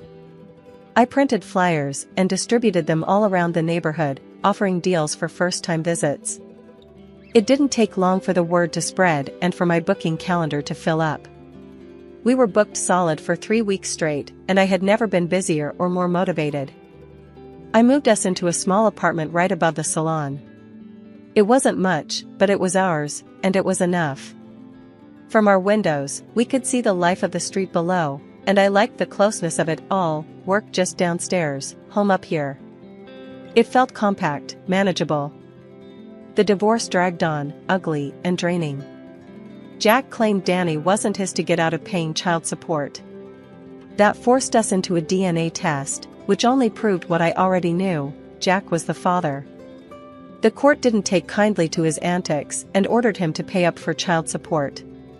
It was a small victory in the midst of a lot of pain. Despite the chaos, the salon became my refuge.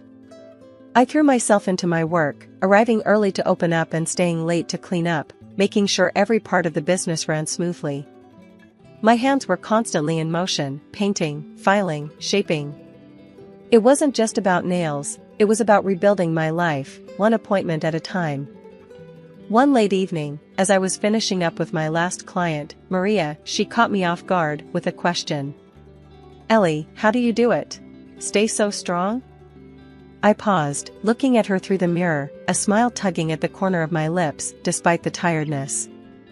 "What choice do I have, Maria? Life doesn't stop for you, even when it feels like yours has stopped. My boy needs me, and I need to be strong for him." Every day was a battle, but every day also brought small victories. My client base grew, and the community's support was overwhelming.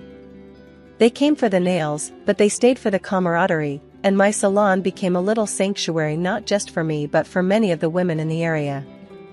One afternoon, as I balanced my books, checking the numbers and planning for the future, I realized I was actually doing it. I was making it on my own. Financial independence was within reach, and it tasted sweeter because I knew every penny was earned through my own sweat and tears.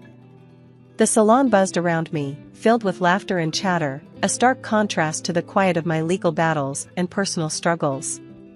But it was this buzz that kept me going, that reminded me every day that no matter how tough things got, I had a community, a purpose, and a plan. As I locked up for the night, turning the sign to closed, I felt a sense of accomplishment wash over me. The street was quiet, the night settling in. I looked up at the apartment windows where Danny was probably asleep by now, and I felt a surge of determination. It was a regular Tuesday morning when the peace of my salon was disrupted by Laura, one of my regulars who lived in the high-rise across the street. She burst through the door, a look of distress etched across her face that I hadn't seen before. "Ellie, you won't believe what they're doing now," she gasped, clutching her purse tightly against her chest. "What's happened, Laura?" I asked, my hands pausing on the nail file I was holding. "It's the cannery, your ex's place. They've dumped a whole busload of illegal workers into our building, and now they're planning to set up temporary housing right in the park next door." Her voice was shaky, tinged with anger and worry. The news hit me like a truck. Not just because the park was where the neighborhood kids played, including my own son, but because of the sheer disregard for our community. My salon's clients, who were already seated and overhearing our conversation, began murmuring among themselves, their faces clouding over with concern. At that moment, something inside me clicked. I couldn't sit back and let my neighborhood be overrun and unsafe because of the cannery's irresponsible actions. I also saw a chance to right some wrongs Jack had helped bring about. "I'll tell you what we're going to do," I began, my voice growing firmer as I spoke to the room. "We're going to stand up to them. We're going to show them that they can't just push us around. We live here. Our kids play here. We matter." Heads nodded, and the room filled with a new energy, a collective resolve. "I'm going to organize a meeting here, tomorrow. We'll plan our next steps. Tell your neighbors, bring your friends.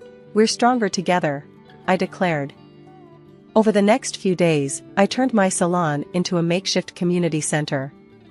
We created signs, drafted petitions, and planned peaceful protests.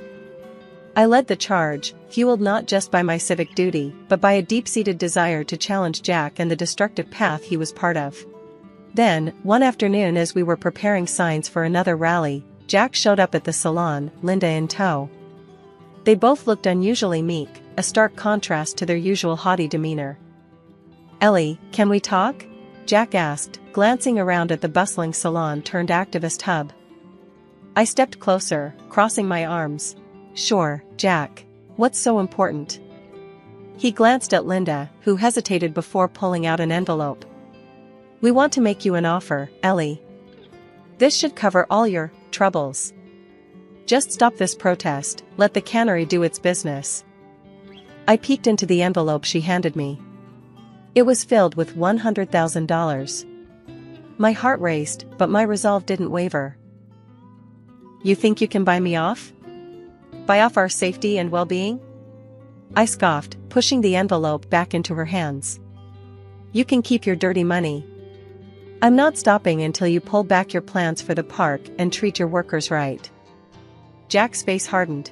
You're making a big mistake, Ellie. No, Jack, I shot back, a steely edge to my voice. The only mistake was thinking you could come here and push us around. I suggest you take your offer, turn around, and get out of this city while you still can. Linda, her face a mask of disbelief, turned on her heel, with Jack trailing behind her. They knew they were defeated, at least for now. It all escalated when Jack and Linda, blinded by greed, began tearing down trees in our local park to build housing for illegal workers. I couldn't just stand by. I took to social media, aired the issue on local TV, and the uproar that followed was louder than anything our town had ever seen. The story caught fire, and soon, even the governor was knocking on our door, or rather, the cannery's door. The state sent inspectors and the immigration service, who found more wrongs than rights. The plant was slapped with fines so steep that Jack and Linda's empire crumbled under the weight of legal debts. They were forced to sell the factory, and the new owners turned it around, offering legitimate jobs with decent pay to city residents. As for me, the community started calling me a hero, though I never felt like one.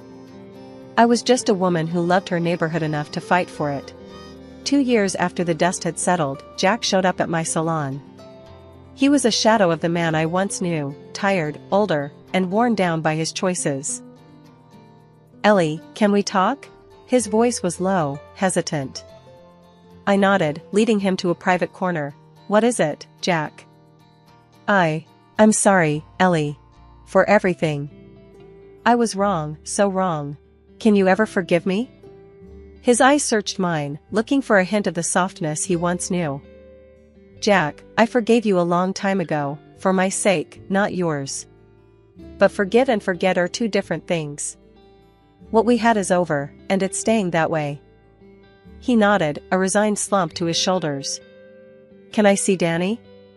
I want to try to be a part of his life again. I hesitated, thinking of our son who had grown so much in the absence of his father. I'll talk to Danny about it. If he wants to see you, then I won't stop him. But it'll be his decision. Later, when I asked Danny, he shook his head, his decision firm. I don't know him, Mom. I don't want to. Jack had made his bed, and now he had to lie in it, far away from us. In the meantime, the salon grew into a chain. I wasn't just fixing nails anymore, I was setting standards in the beauty industry. The profits were more than I ever dreamed, but what truly fulfilled me was planning to open a network of schools teaching manicure techniques. Danny, now in high school, had taken up art, his talent blooming under the care of his teachers and his proud mom. Watching him at his easel, brush in hand, creating worlds more colorful and kind than the one we'd fought so hard to mend, I knew I'd made the right decisions. My boy was going to be all right. We both were. Growing up, our house was like a fortress of strict rules and sharp expectations. I'm Emily, by the way. My dad, Richard, co-owned a big tech company and believed in running our family like a corporate boardroom. My mom, Helen, stayed at home, her life revolving around maintaining the perfect household and making sure me and my sister, Anna, stayed on track, her version of track. Anna, 3 years my senior, was the star child. She aced everything without even trying. Or so it seemed to me, always stumbling in her shadow. Our parents, especially Dad, made it clear they had high hopes for us. Hopes that pretty much mapped out our entire lives, top grades, elite college, prestigious careers.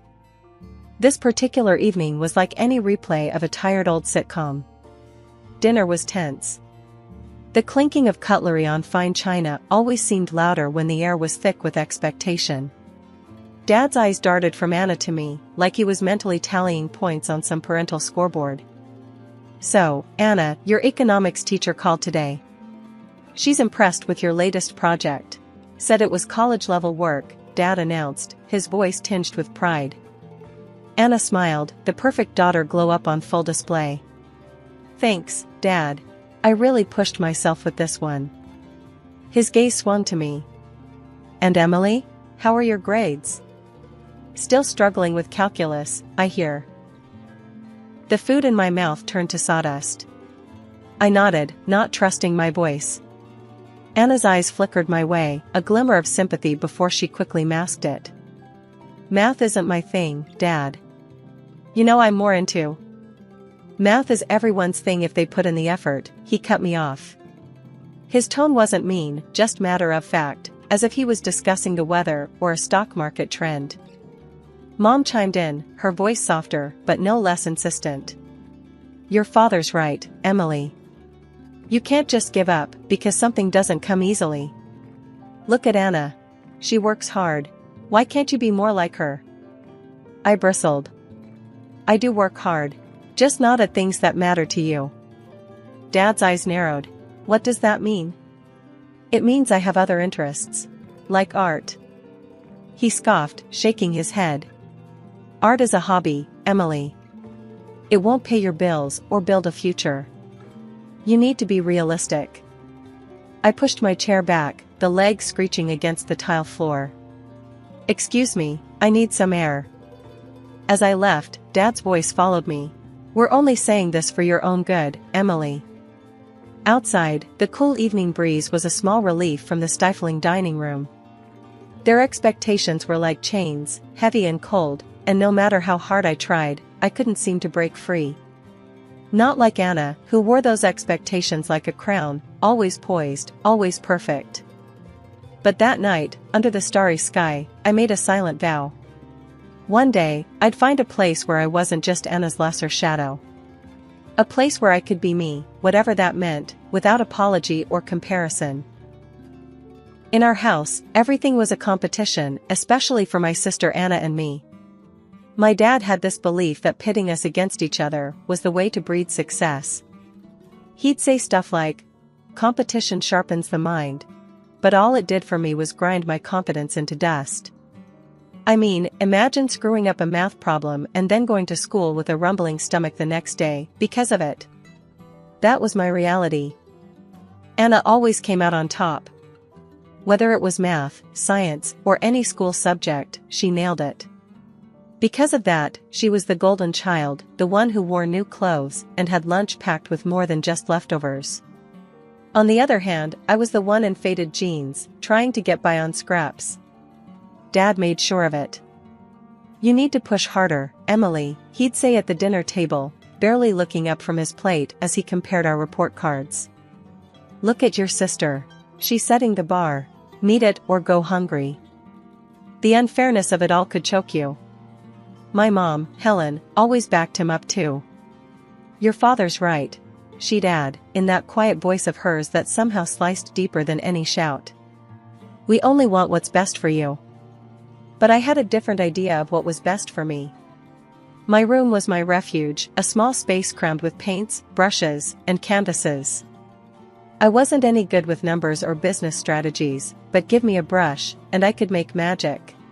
One late afternoon, after another crushing round of comparisons where I came up lacking, I escaped to my room, slamming the door behind me. I needed to drown everything out, the disappointment in Dad's eyes, Mom's sighs, Anna's awkward attempts to make me feel better. Painting was my escape, my secret world. I was mixing some blues and greens, trying to capture the storm inside me on the canvas, when Anna knocked softly. "Emily, can I come in?" I didn't have it in me to send her away, so I just grunted, "Yeah, whatever." She stepped in, hovering by the door. Her eyes roamed over my makeshift studio, lingering on the unfinished canvas. That looks amazing, Em. It's just a storm, I muttered, focusing on blending the colors, letting the brush strokes express my frustration. No, I mean it. You really have something here. Why don't you show them? I scoffed, a harsh laugh escaping me. Yeah, right. Look, Dad, forget about my crappy grades and check out this painting I made. That'll really impress him. Anna bit her lip, looking like she wanted to argue, but instead, she shifted the topic. Just, don't let him stop you, okay? You're good. Really good. The last year of school crushed me under its weight. Anna had sailed into the Faculty of Management at the prestigious university everyone expected us both to attend. Me? I was barely scraping by, my heart not in the endless formulas and business strategies that piled up on my desk. The day the college acceptance letters were due, the atmosphere at home was electric with tension. I already knew what the letter would say, or rather, what it wouldn't. Dragging myself downstairs, I found both my parents in the living room, the dreaded letter lying like a verdict on the coffee table. Mom's face was stormy as she waved the letter at me. Care to explain this? I took a deep breath, bracing for the explosion. I didn't get in. And you're not even upset? Mom accused. Her voice was sharp, like she could cut me open and find the answers she wanted. Do you have any idea how embarrassing this is? Your sister got in with flying colors, and here you are, failing. I'm not Anna. I shot back, my patience fraying. That's the problem. You never try hard enough. You're going to end up a stupid beggar. Her words stung, but not as much as they used to. I was too tired, too worn down from fighting a battle I never chose. I don't want to be a businesswoman, I said quietly, the truth finally spilling out. I want to be an artist. The room went deadly quiet. Dad, who had been silently brooding by the window, turned sharply. His voice was cold and furious. You want to what? Throw your life away? It's my life, I retorted, feeling a spark of defiance. Not yours. I've never wanted this. I've never wanted any of this. You ungrateful child, Dad hissed, his face red with anger. If you think you can choose such a worthless path, you can get out. Get out and don't come back. His words hung heavy in the air. I looked from him to Mom, who was shaking her head, tears of frustration, or was it disappointment, in her eyes. Fine, I said, my voice steadier than I felt. I'll leave. I don't need this. I don't need any of you. As I stormed upstairs, my heart pounded so loudly I could barely hear my parents arguing in the background. I shoved my clothes, my sketchbooks, a few cherished art supplies into a bag. With each item, I felt a chain breaking, a piece of the old, suffocating life falling away. When I walked out the door, suitcase in hand, Dad's final words were a cold goodbye. You're no daughter of mine anymore. I stepped out into the unknown, the evening air cool and slightly biting against my face. It was scary, and for a moment, I didn't know what to do or where to go. But as I walked down the street, the weight of years of expectations lifted off my shoulders, and I realized I was free. The only place I thought of going was Grandma's. She had always been the soft counter to Dad's strict rules, a quiet rebel who nurtured my love for painting, despite his disapproval. So, with my world turned upside down, I found myself dragging my suitcase up her garden path, the familiar scent of her rose bushes somehow reassuring. Knocking on her door, my heart was thumping wildly, half out of fear, half out of relief. When she opened the door and saw me standing there, her expression shifted from surprise to concern in a heartbeat. Emily, what in the world? She didn't finish her sentence, just pulled me into a warm hug that smelled like vanilla and fabric softener. I left home, Grandma, I managed to say, my voice muffled against her shoulder. Come in, she ushered, leading me into the cozy kitchen where a kettle was already whistling on the stove. Once we were seated at her table, a cup of tea in front of each of us, I told her everything. How Dad had disowned me, how Mom just stood there, how I couldn't bear to live under their roof a moment longer. Grandma listened, her eyes softening with each word I spoke. You did what you had to do, dear," she said once I'd finished. "And you'll always have a home here with me." Relief washed over me, the tension I'd been carrying dissipating slightly. "Thank you, Grandma. I don't know what I would do without you." She reached across the table, squeezing my hand. "Now, tell me about your plans." "I know you, Emily. You must have a plan." Taking a deep breath, I shared my secret hope with her. I applied to the Institute of Arts. On the internet, quietly. I didn't tell Mom and Dad. Grandma's face broke into a wide smile. "That's wonderful. Following your heart, that's my girl." The conversation shifted to lighter topics for a while, allowing me to breathe easier and feel momentarily carefree. But later that evening, as we were cleaning up after a dinner of her homemade lasagna, my phone buzzed with an email notification. I checked it, not expecting much. "It's from the Institute of Arts," I said, a knot forming in my stomach. Grandma dried her hands quickly and came over to stand beside me. "Well, open it, dear," she urged, her voice tinged with excitement. With a shaky hand, I tapped on the screen and read the contents of the email, my eyes widening with each word. "I got in, Grandma. I got in, and they're offering me a scholarship. Full tuition covered." "Oh, Emily!" Grandma exclaimed, her eyes brimming with tears as she pulled me into another hug. "I knew it. I always knew you had something special.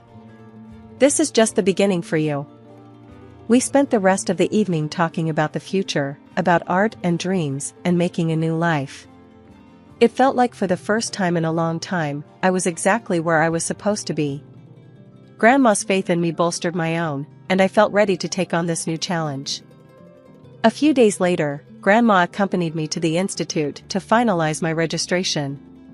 Walking through the halls filled with vibrant art and buzzing with creative energy, I felt a sense of belonging that had eluded me for years. "You're going to do great things, my dear," Grandma whispered as we left the administration office, my enrollment confirmed. Living on campus was a world away from everything I'd known. For the first time, I was not just studying what I loved, I was immersed in it. The transition wasn't easy, though. Drawing had been something I sneaked around doing back home because my parents had made it clear they didn't see a future in it for me. But here, at the Institute of Arts, it was my life. My first year was tough. The freedom to create was exhilarating, but also daunting. I struggled initially, battling the ingrained fear of my parents' disapproval and the pressure to prove I could make it on my own. Yet, with every sketch and painting, I grew more confident.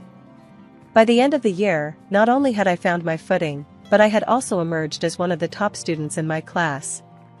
Professors praised my unique style, and I started to believe maybe I did have something special. As my skills developed, so did recognition.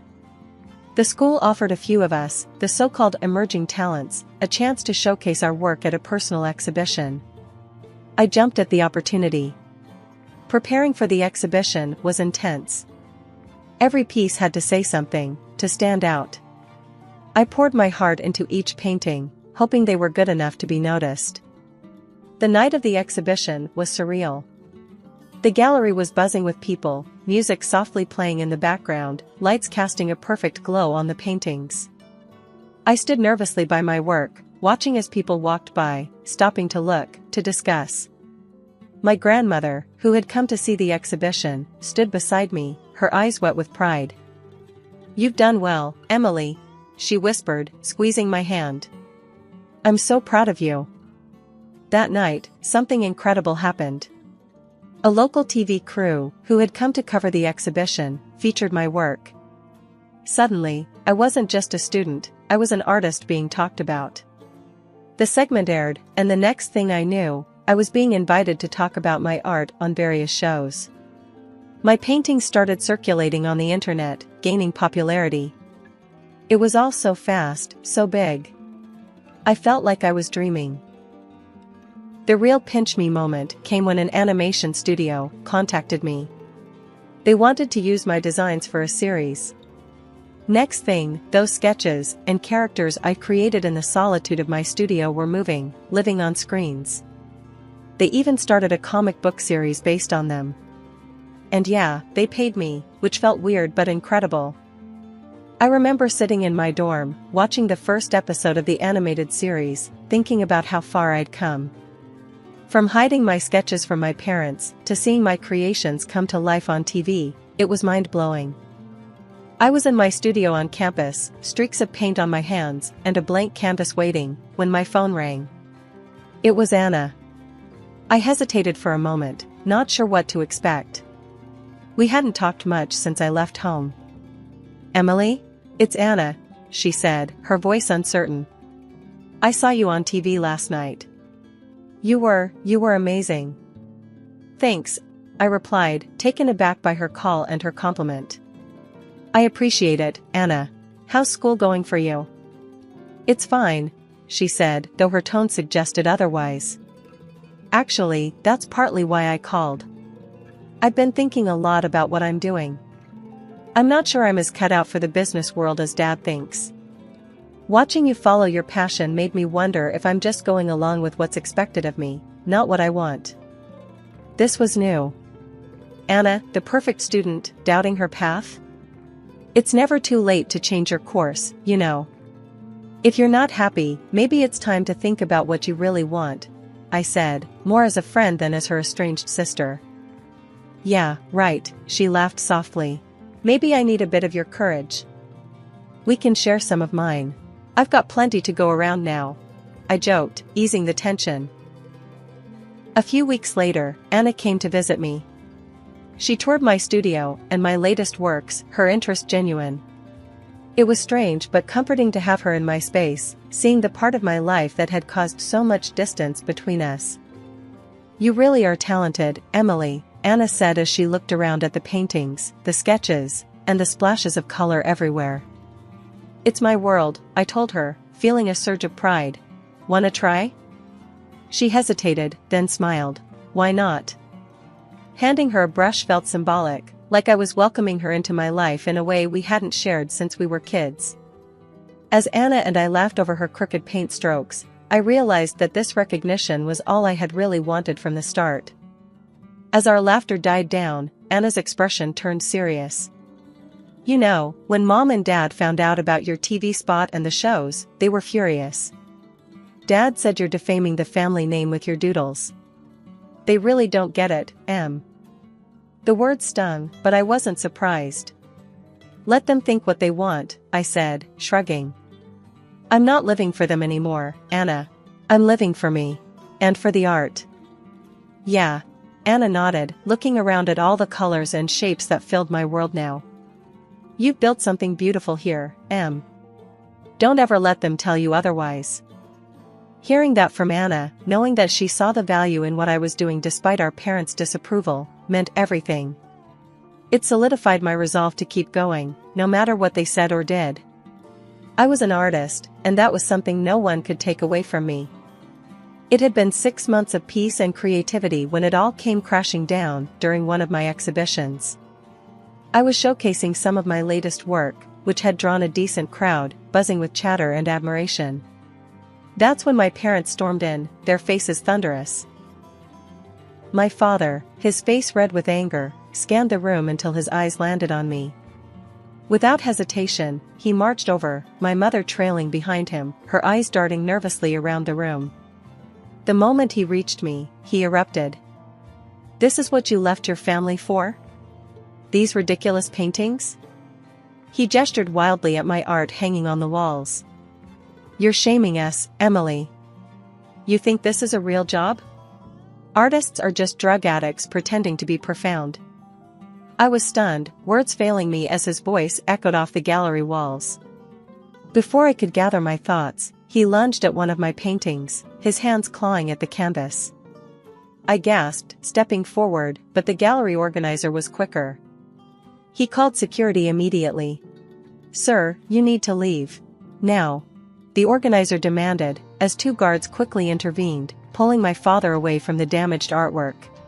The aftermath was a blur of apologies from me to the guests and the gallery owner, assurances that this was an isolated incident. But the damage was done. The evening was ruined, and so was my mood.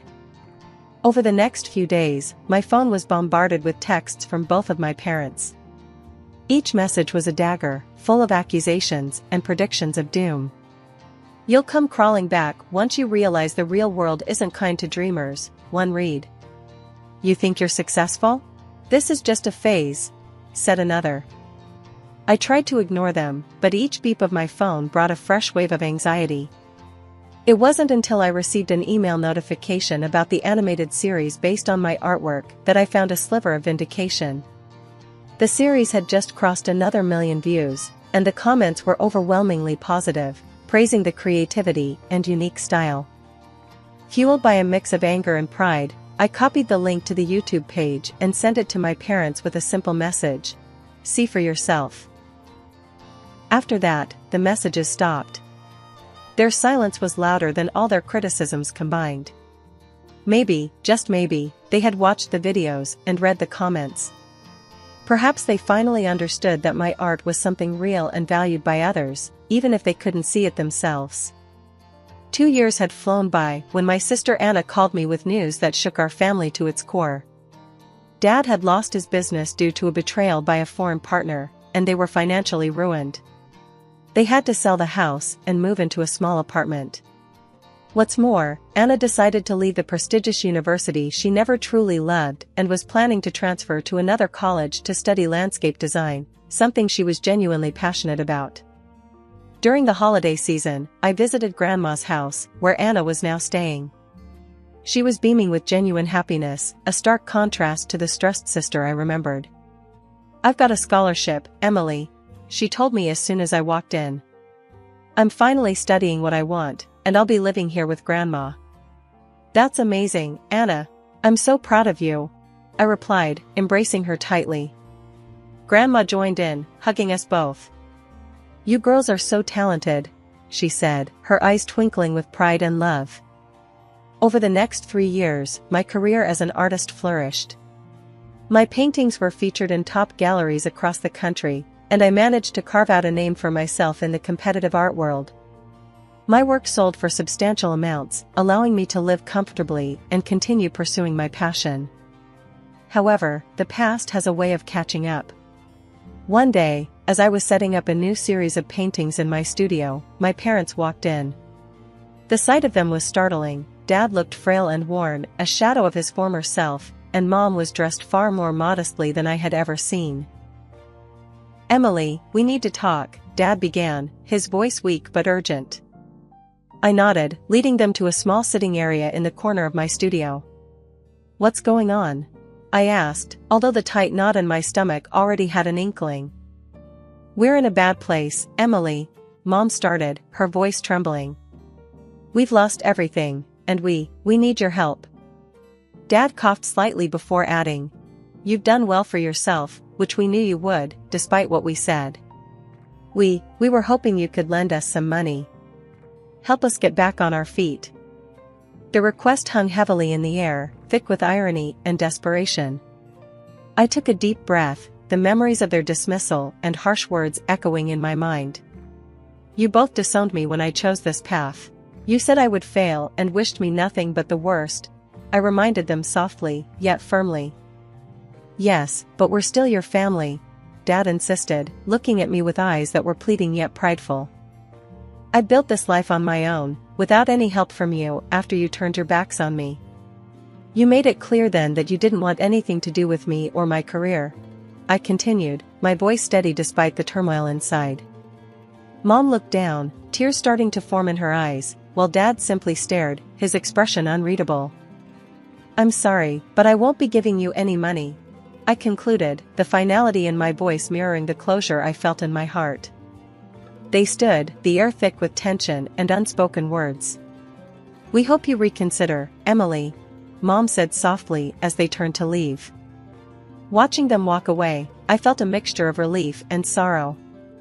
It was a difficult decision, but necessary to protect the life and boundaries I had fought so hard to establish.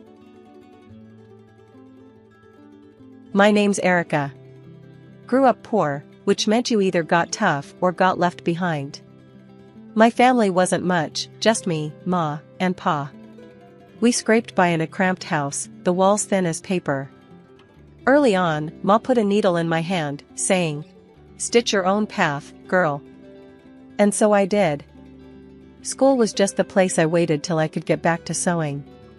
Teachers talked about math and history, but my mind was on fabrics and patterns. By 15, I was mending jeans and jackets for folks in the neighborhood. Life took a real turn when I met Tom. He was the cousin of my best bud, Sarah. I remember that day clear as crystal. We were at Sarah's family barbecue, and he was there, flipping burgers and laughing loud enough to scare the birds. "Hey, Erica." Sarah waved me over, a big grin on her face. "Come meet my cousin, Tom. He's been dying to meet the girl who fixed his favorite jacket." Tom wiped his hands on his apron and reached out. "That was you? Hell, you saved my life with that fix." I laughed, brushing a loose strand of hair from my face. "It was just a few stitches." "A few stitches," she says. Tom chuckled, giving me a look like I just pulled a rabbit out of a hat. "You're too modest, Erica." We hit it off straight away. He was easygoing, the kind of guy who'd give you the shirt off his back and make a joke while doing it. The more we talked, the more I liked him. He was genuine, a rare thing in this world. Tom was a truck driver, always on the road. Said it was lonely sometimes, watching the world through a windshield with no one to share the view. "It's just me and the long haul, but I'd love someone to come back to," he admitted one evening, the sunset making shadows dance on his face. Tom was the kind of man who never said no, especially to his family. He'd often joke about it, saying how his big sister Linda got everything she ever wanted from him. "She's got me wrapped around her finger, but don't you worry, Erica. I've got plenty of yes left for you." I'd roll my eyes and jab back, "Better save the best ones for me, Tom." He'd laugh and pull me close, and in those moments, I knew we were right for each other. He was kind and a pushover for sure, but me? I was the punchy one, and together, we balanced out just right. Love hit fast, and we married just as quickly. It felt right, like stepping into a story that was meant just for us. Life with Tom was never dull, even when the road took him away more often than I liked. He was out there driving his truck, traversing from one city to another, while I kept the home fires burning and the sewing machine humming. You could say I had become quite the thrifty one over the years. Every penny from my sewing gigs went straight into a jar, and before we knew it, there was $20,000 saved up. It wasn't just pocket change, it was our ticket to something bigger. One evening, Tom rolled in, tired but happy to be home. I was stitching up a storm in the corner of our living room turned makeshift studio. The hum of the machine paused as I made my pitch. "Tom, what if we stop just making ends meet and start planning to get ahead? I've been saving up. We've got enough to put down on a new truck." Tom, who was halfway through a sandwich, stopped and looked up. "You serious, Erica? That's a lot of dough. You've been stashing away that much?" "Yeah, and it's just sitting there. Imagine if you could run your own gigs, choose your routes. We could pay off the lease with the extra jobs you take." He set his sandwich down, wiping his hands on his jeans, his brain ticking over. Could work. I'm sick of hauling for pennies for the other guy. Running my own show could mean real money. So, we did it. We found a decent truck, not the newest model, but reliable enough to handle the long hauls Tom was planning. The day we went to look at it, Tom was like a kid in a candy store, checking every part, talking shop with the dealer so I barely kept up. "Erica, she's solid, good mileage, engines in top shape. We take care of her, she'll take care of us," he said, his eyes not leaving the truck. I nodded, trusting his judgment. "Let's do it then. Let's buy our future." And we did. Papers signed, handshakes exchanged, and the keys were in his hand. Tom got his license sorted out for the new routes we'd scoped out, and soon he was taking orders for intercity trips. Money was tight at first, every cent counted even more than before. But Tom was pulling in enough jobs to keep us on track with the lease payments. Meanwhile, I didn't sit idle. My sewing had turned from a side hustle into a serious business. Enough so, that 3 years down the line, I opened my own small studio. It wasn't much, just a little space I rented out on the main street. The start was rocky, clients trickling in slow. But I kept at it, word of mouth started doing its thing, and my little studio began to see regulars. It was another 2 years of hustle, but finally, things smoothed out. The studio was bringing in a stable income, and we made the last payment on the truck. All that money we used to pour into the lease? Now it was ours to keep. One night, over a quiet dinner, Tom and I decided it was time for the next big step. We've been doing good, Tom. Really good. Maybe it's time we thought about getting a place of our own. A real house, not this cramped apartment. Tom, who'd been quietly listening, nodded. I've been thinking the same. We've worked hard, Erica. We deserve it. So, we started house hunting, and before long, we found a small townhouse. It was perfect for us, just enough space, a little yard, and a room that I could turn into a proper studio. We moved in, and it felt like a fresh start. Everything we'd worked for was finally coming together. After we settled into our new townhouse, Tom and I decided it was high time we took a break. We packed up and headed out to visit his mom, who lived a few cities over. Since Tom's dad passed, his mom had been living with his sister, Linda, and her 2 kids. Tom's mom was a sweet lady, always had been good to me. But Linda, well, that's another story. She and I never really saw eye to eye. Something about the way I came up, made my own way, she didn't like it, always hinting that I was just lucky. We pulled up to their house, a cozy little place with toys scattered across the front yard. Tom's mom greeted us with hugs and homemade cookies, her warmth a comforting blanket. But Linda, she just nodded, her smile tight, eyes scanning us like we were pages in a book she didn't want to read. Dinner was tense from the get-go. Linda cooked, which I made sure to compliment, but you could cut the tension with a knife. As we sat down, the small talk fluttered around, never landing anywhere substantial until Linda, stirring her drink, turned to me. So, Erica, how's that little sewing business of yours? Making good money? Her tone was casual, but her eyes were sharp, prodding. I paused, fork in midair. It's a studio, Linda, and it's doing well, thanks. And Tom's trucking? I bet that's bringing in plenty, huh? She was leaning in now, her voice a mix of curiosity and something darker. I set my fork down, my appetite waning. Linda, I don't think it's very polite to dig into people's finances at the dinner table. I tried to change the subject, asked about her kids, her life. But Linda was like a dog with a bone, wouldn't let it go. The evening spiraled from there, her questions peppering the air until I couldn't take another bite. I think I'm full, I said abruptly, pushing my chair back. Thanks for dinner. I could feel Tom's eyes on me, the weight of an apology in his gaze. I headed to the living room, the echo of their whispers trailing me. Later, when Tom found me looking out the window, the room was dark, save for the streetlights casting shadows. He came up behind me, his voice low. Sorry about Linda. She's always been a bit much.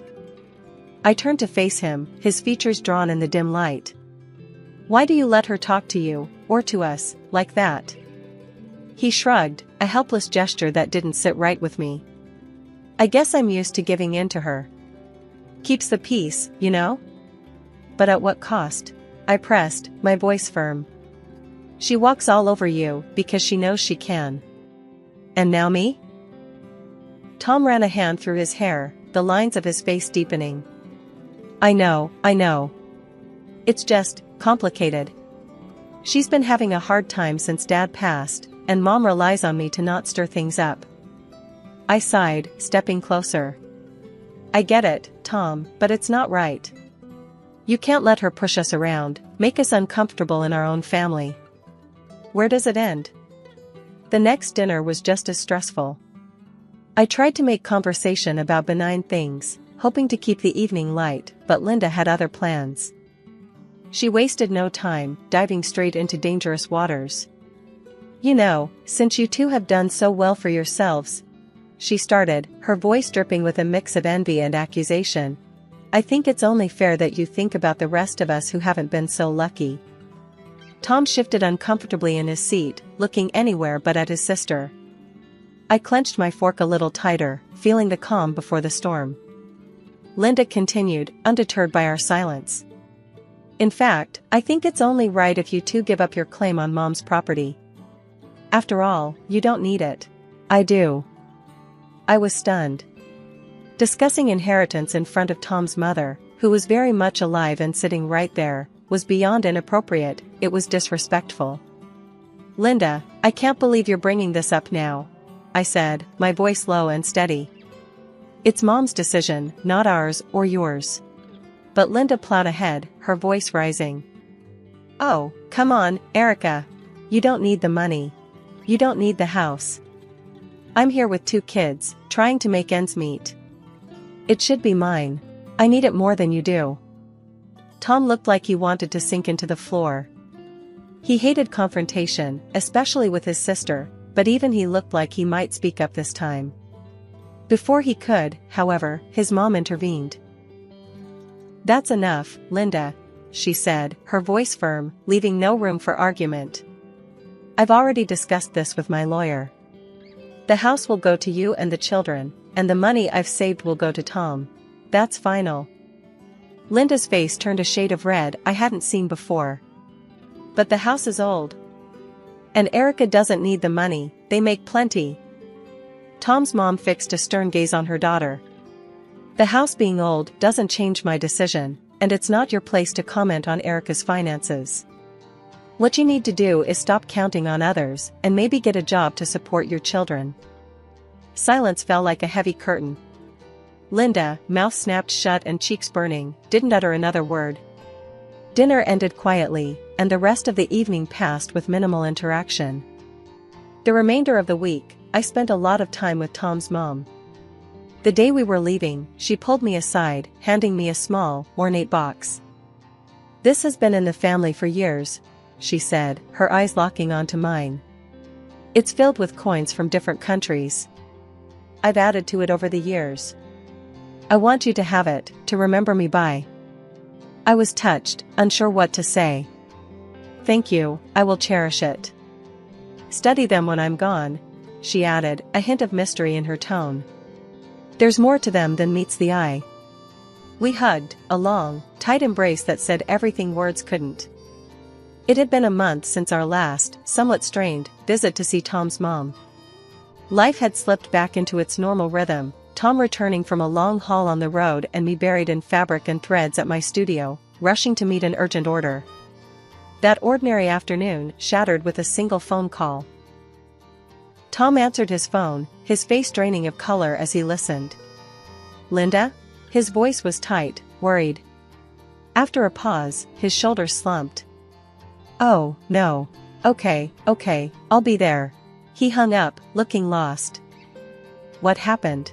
I asked, my heart sinking at his expression. "It's Mom. She passed away," Tom managed, his voice barely a whisper. I felt a chill run down my spine. "I'm so sorry, Tom. When's the funeral?" "Tomorrow," he replied, the word heavy between us. "Tomorrow? That's so soon. Why didn't Linda tell us sooner?" I frowned, concern lacing my tone. Tom shook his head, just as confused and frustrated. Before he could respond, I snatched the phone from the table and dialed Linda back, my pulse racing with a mix of anger and dread. "Linda, why are we only hearing about this now? And why so rushed?" I demanded as soon as she picked up. "Erica, this really isn't your concern. I've been too upset, and we're trying to respect Mom's wishes," Linda snapped, her voice cold. "And what wishes are those?" I pushed, needing to understand her hurried decisions. "Mom said only blood relatives should attend the funeral. That's why we're keeping it small.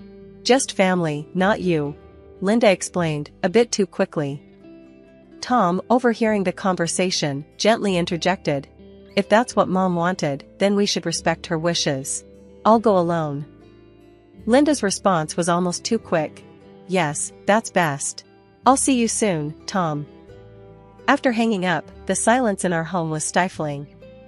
I helped Tom pack, folding his clothes quietly, my mind racing with doubts about Linda's intentions. Despite my misgivings, I booked Tom's train ticket online, each click a reminder of the distance this situation was putting between us. He hugged me, tight and long, then stepped out into the fading light of day. I watched as he drove off, feeling a mix of sorrow for his loss and irritation at Linda's vague explanations and hurried arrangements. The quiet in the house was heavy, the kind that weighs on you, makes every little noise seem louder. I couldn't shake the sinking feeling in my gut. Why hadn't his mom wanted me at the funeral? We had a good thing, a genuine respect for each other. It didn't add up. Dragging my feet back inside, I noticed the small, ornate box on the mantel, one that Tom's mom had entrusted to me during our last, happier visit. I sat down, the box in my lap, my fingers tracing the intricate patterns carved into the wood before I finally opened it. Inside, nestled among various old coins from around the world, was a folded piece of paper, clearly her handwriting visible even before I pulled it out. Unfolding the note, I read her words, each one a mix of warmth and warning. My dear Erica, thank you for the laughter and strength you've brought into our family. Please, make sure you are with Tom at my funeral. I know Linda well, she will try to sway him to give up his rightful share, playing on his kind nature.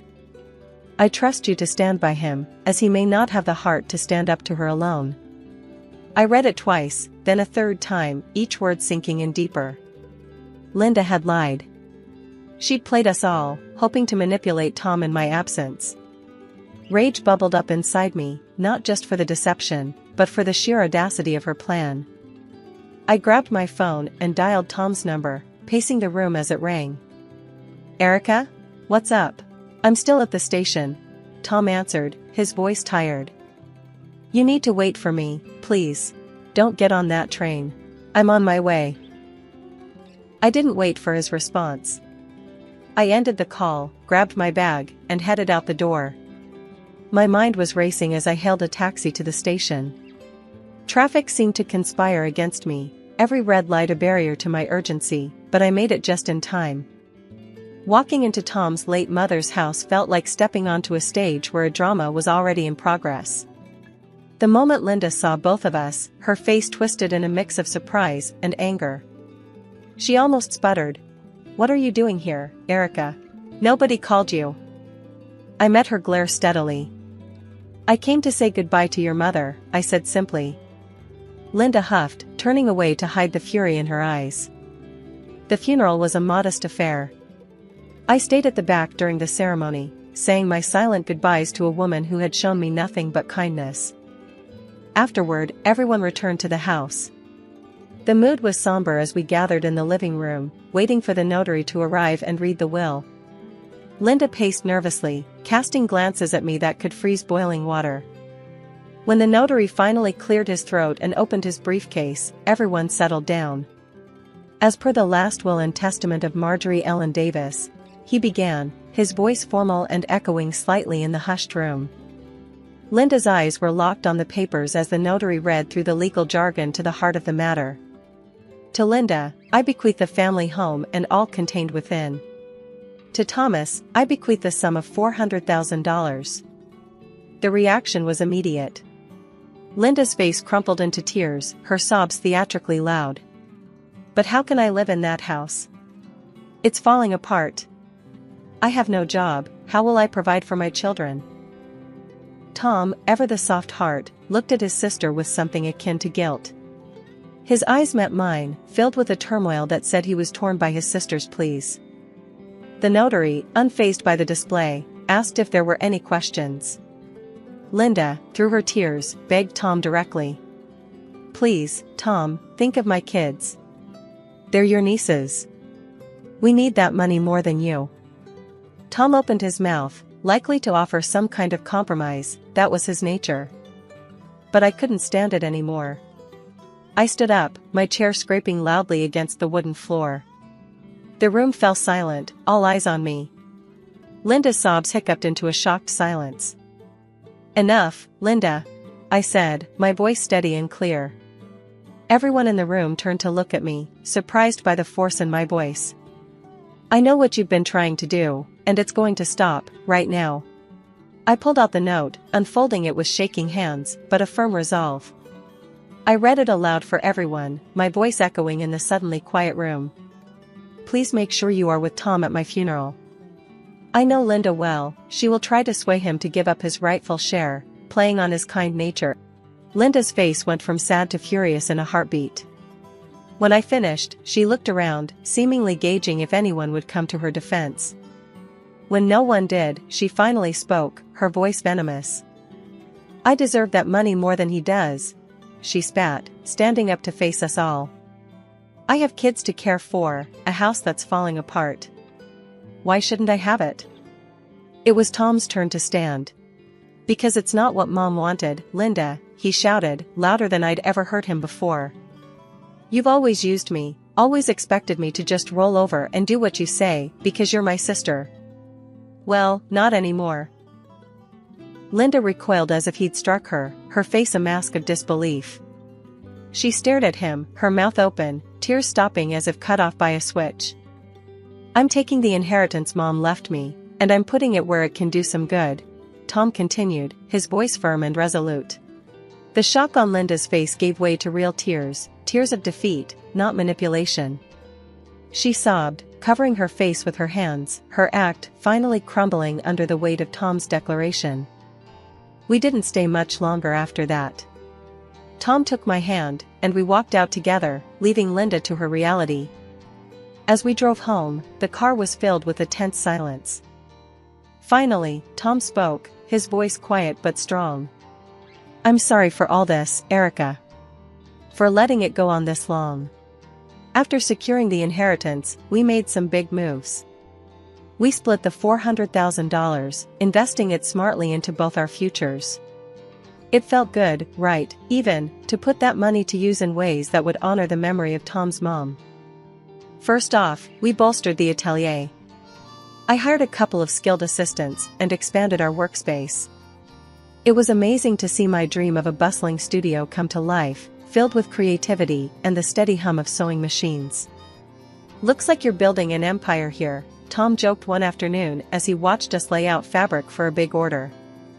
Tom, on his side, didn't waste any time either. He used his share to buy 2 more trucks, expanding his fleet. Gotta keep up with you, Erica. Can't have you outdoing me in ambition, he'd said with a wink.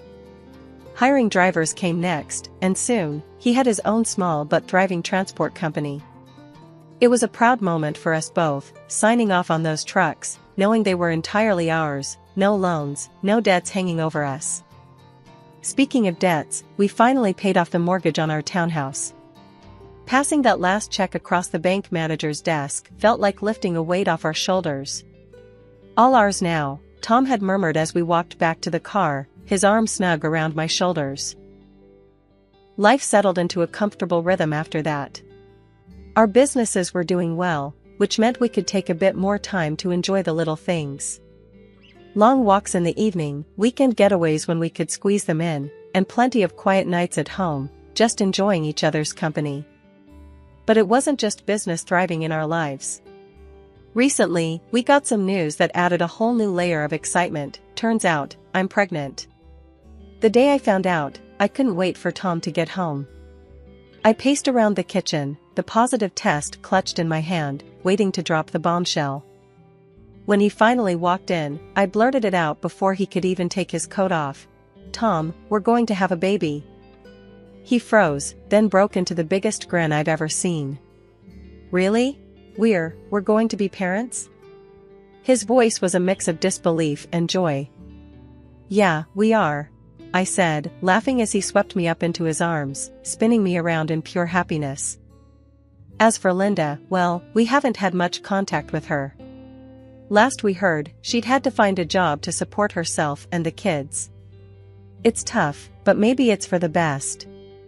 Learning to stand on her own might do her some good, I figure. It's funny how life works out. There were times when I thought we'd never see the end of the turmoil. Now, here we are, our lives full and expanding like my belly, new beginnings that feel just right. We've got plans, big ones, for our family and our businesses. And whatever comes, I know we'll handle it, together. Because that's what we do best. My life took a weird turn the day Mrs. Baker walked into our store, right when I was stacking some plates. I grew up here, you know? Since I was a kid, I've been helping my parents at our family tableware shop, learning the ropes of running a small business. It was cozy, filled with the clink of porcelain and the warm smiles of regulars. But that day, something was different.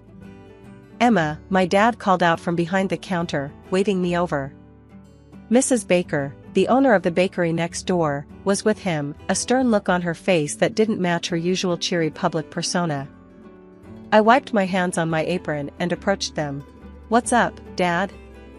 "Mrs. Baker here has a proposal," Dad said, shooting a glance that seemed a mix of confusion and curiosity. She didn't waste any time. "Emma, I've been talking to your father about a potential partnership between our two businesses." I raised an eyebrow, crossing my arms. "A partnership? Like what, turning the bakery and the shop into some sort of megastore?" "Exactly," she nodded sharply. "And there's more. I think it would be a good idea if you and my son, Michael, got to know each other better." I choked on my own breath. "Wait, what? Michael? Why?" "It's simple," she snapped, her voice firm, almost commanding. "Michael and you getting together would make this business merger smooth." "It makes sense, Emma. Think about the potential." I looked over at Dad, who seemed just as stunned but intrigued. "You're talking about a marriage merger? Like in the movies?" "Yeah," Mrs. Baker continued. "It's all for the business, sweetheart. You two could be a power couple, the face of a new joint venture. It's practical." Dad nudged me gently. "Emma, just meet him. No harm in that, right?" I sighed, looking from my dad's hopeful face to Mrs. Baker's stern one. "Fine. I'll meet him. But I'm not promising anything more than that." "Good," Mrs. Baker smiled, her expression softening just a bit. "He's coming by tomorrow. You'll see, it might work out." The next day, true to her word, Michael came into the shop. He was taller than I expected, with a kind smile and a way of moving that was confident but not overbearing. We talked over coffee, surrounded by the clinks of our store, and I had to admit, he was nothing like his mother, polite, funny, and surprisingly down to earth. "So, your mom tells me we're supposed to save the family businesses by getting hitched?" I joked, trying to keep the mood light. He laughed, a genuine, hearty sound. "Yeah, she has a way of putting things, doesn't she? Look, I know this is weird, but I think we could make a good team, in business at least." I found myself nodding, more taken with him than I wanted to admit. "Maybe. If the business side of things works out."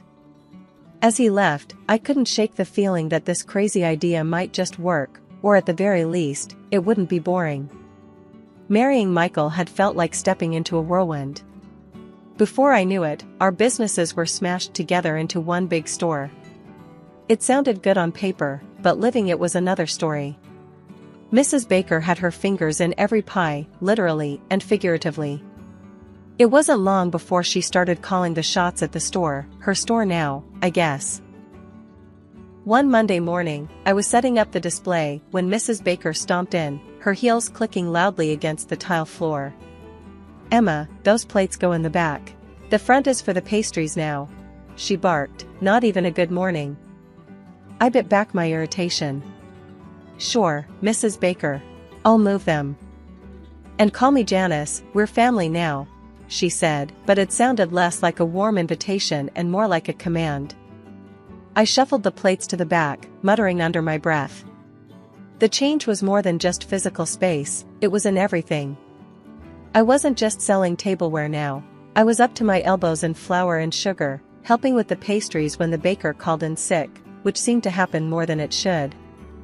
One afternoon, while I was wiping down tables, Michael came over, a rare sight since he mostly handled the bakery's supply side. How's it going, Em? He asked, leaning on a clean table. I shrugged, keeping it cool. Just peachy. I never imagined I'd know so much about pastries. He chuckled, scratching his neck. Yeah, Mom can be a bit much. But she knows the business, you know? I nodded, though I didn't completely agree. Sure, she knows her stuff. But I feel more like I'm just another one of her employees, not a partner. Michael frowned slightly. It's just the way she does things, Em. Give it time, she'll ease up. I doubted that, but changed the subject. We talked a bit more about some minor tweaks to the menu before he was called away. Things didn't ease up. If anything, they got tighter.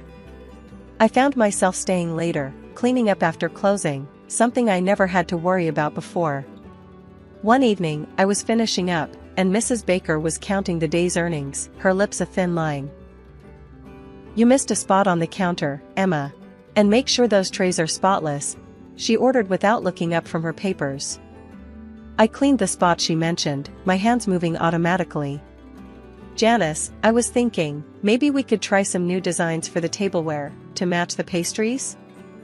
She barely glanced at me. No need. The current ones sell fine.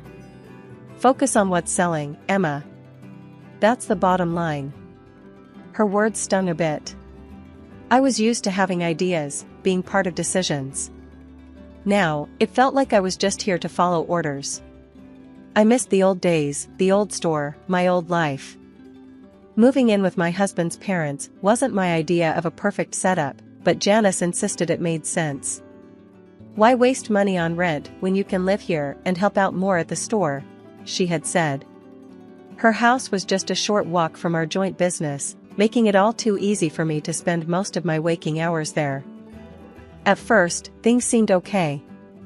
The bakery and store were booming, and revenue was up. I was busy, sure, but it felt like we were all pulling together for a common cause.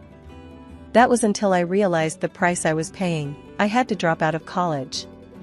You won't need a degree to sell plates and pastries, Janice told me, dismissing my dreams as if they were crumbs on the table. One chilly morning, as I was arranging a new batch of ceramic teapots that had just arrived, Janice marched in, her eyes scanning the store like a general assessing their troops. Emma, why are these teapots here? I told you, the new pastry display goes in this section, she said, her voice sharp, cutting through the morning calm. I sighed, pushing down the irritation bubbling inside me. Sorry, Janice. I thought they'd catch more eyes here. I'll move them. She watched me, her arms crossed. Look, Emma, I appreciate your ideas, but we need to focus on what sells. Pastries are selling, not these fancy teapots. I moved the teapots to the back, feeling a sting of frustration. It was becoming clear that my role here was more about following orders than bringing any of my own ideas to the table. Later that day, Dad came by the store. It was becoming a rare occurrence. He looked around quietly, a somber look on his face. We found a quiet corner, and I asked him straight up, Dad, why don't you come by much anymore? He sighed, looking tired. Emma, things have changed. Janice has, well, she's taken over completely. I'm just in the way here. I frowned, confused and a bit angry. But it's our store too. Can't you talk to her? Dad shook his head. It's not that simple. The contract we signed. I didn't look at it close enough. It's all tilted in her favor. I'm basically out of the loop. I clenched my fists, feeling betrayed. That's not fair, Dad. We should do something about it. He patted my shoulder, trying to smile. It's business, Emma. I guess I just got outplayed. Just try to get along, okay? I nodded, though resentment simmered inside me. After Dad left, I went back to work, my thoughts chaotic with anger and helplessness. A few days later, Janice caught me rearranging some of the displays to make room for new stock. Emma, what are you doing? I didn't approve this change, she snapped, her eyes narrowing. I stood my ground this time. Janice, we need to make room for new stock. These items aren't selling. We can't just push pastries, people come here for variety. She stepped closer, her voice low and harsh. Listen here, I know what I'm doing. This isn't some little game, Emma. It's a business. My business now. You do well to remember that. Her words hit hard, and I was left speechless as she walked away, leaving me to stew in my frustration. When the pandemic hit, it threw everyone into chaos, our store included. Sales nosedived as lockdowns kept our regulars tucked away at home. I remember standing in the middle of the eerily quiet store, feeling the weight of impending doom. It was clear we had to pivot, and fast, or we'd be another casualty of the crisis. One morning, I approached Janice, who was busy flipping through inventory lists that looked more depressing by the day.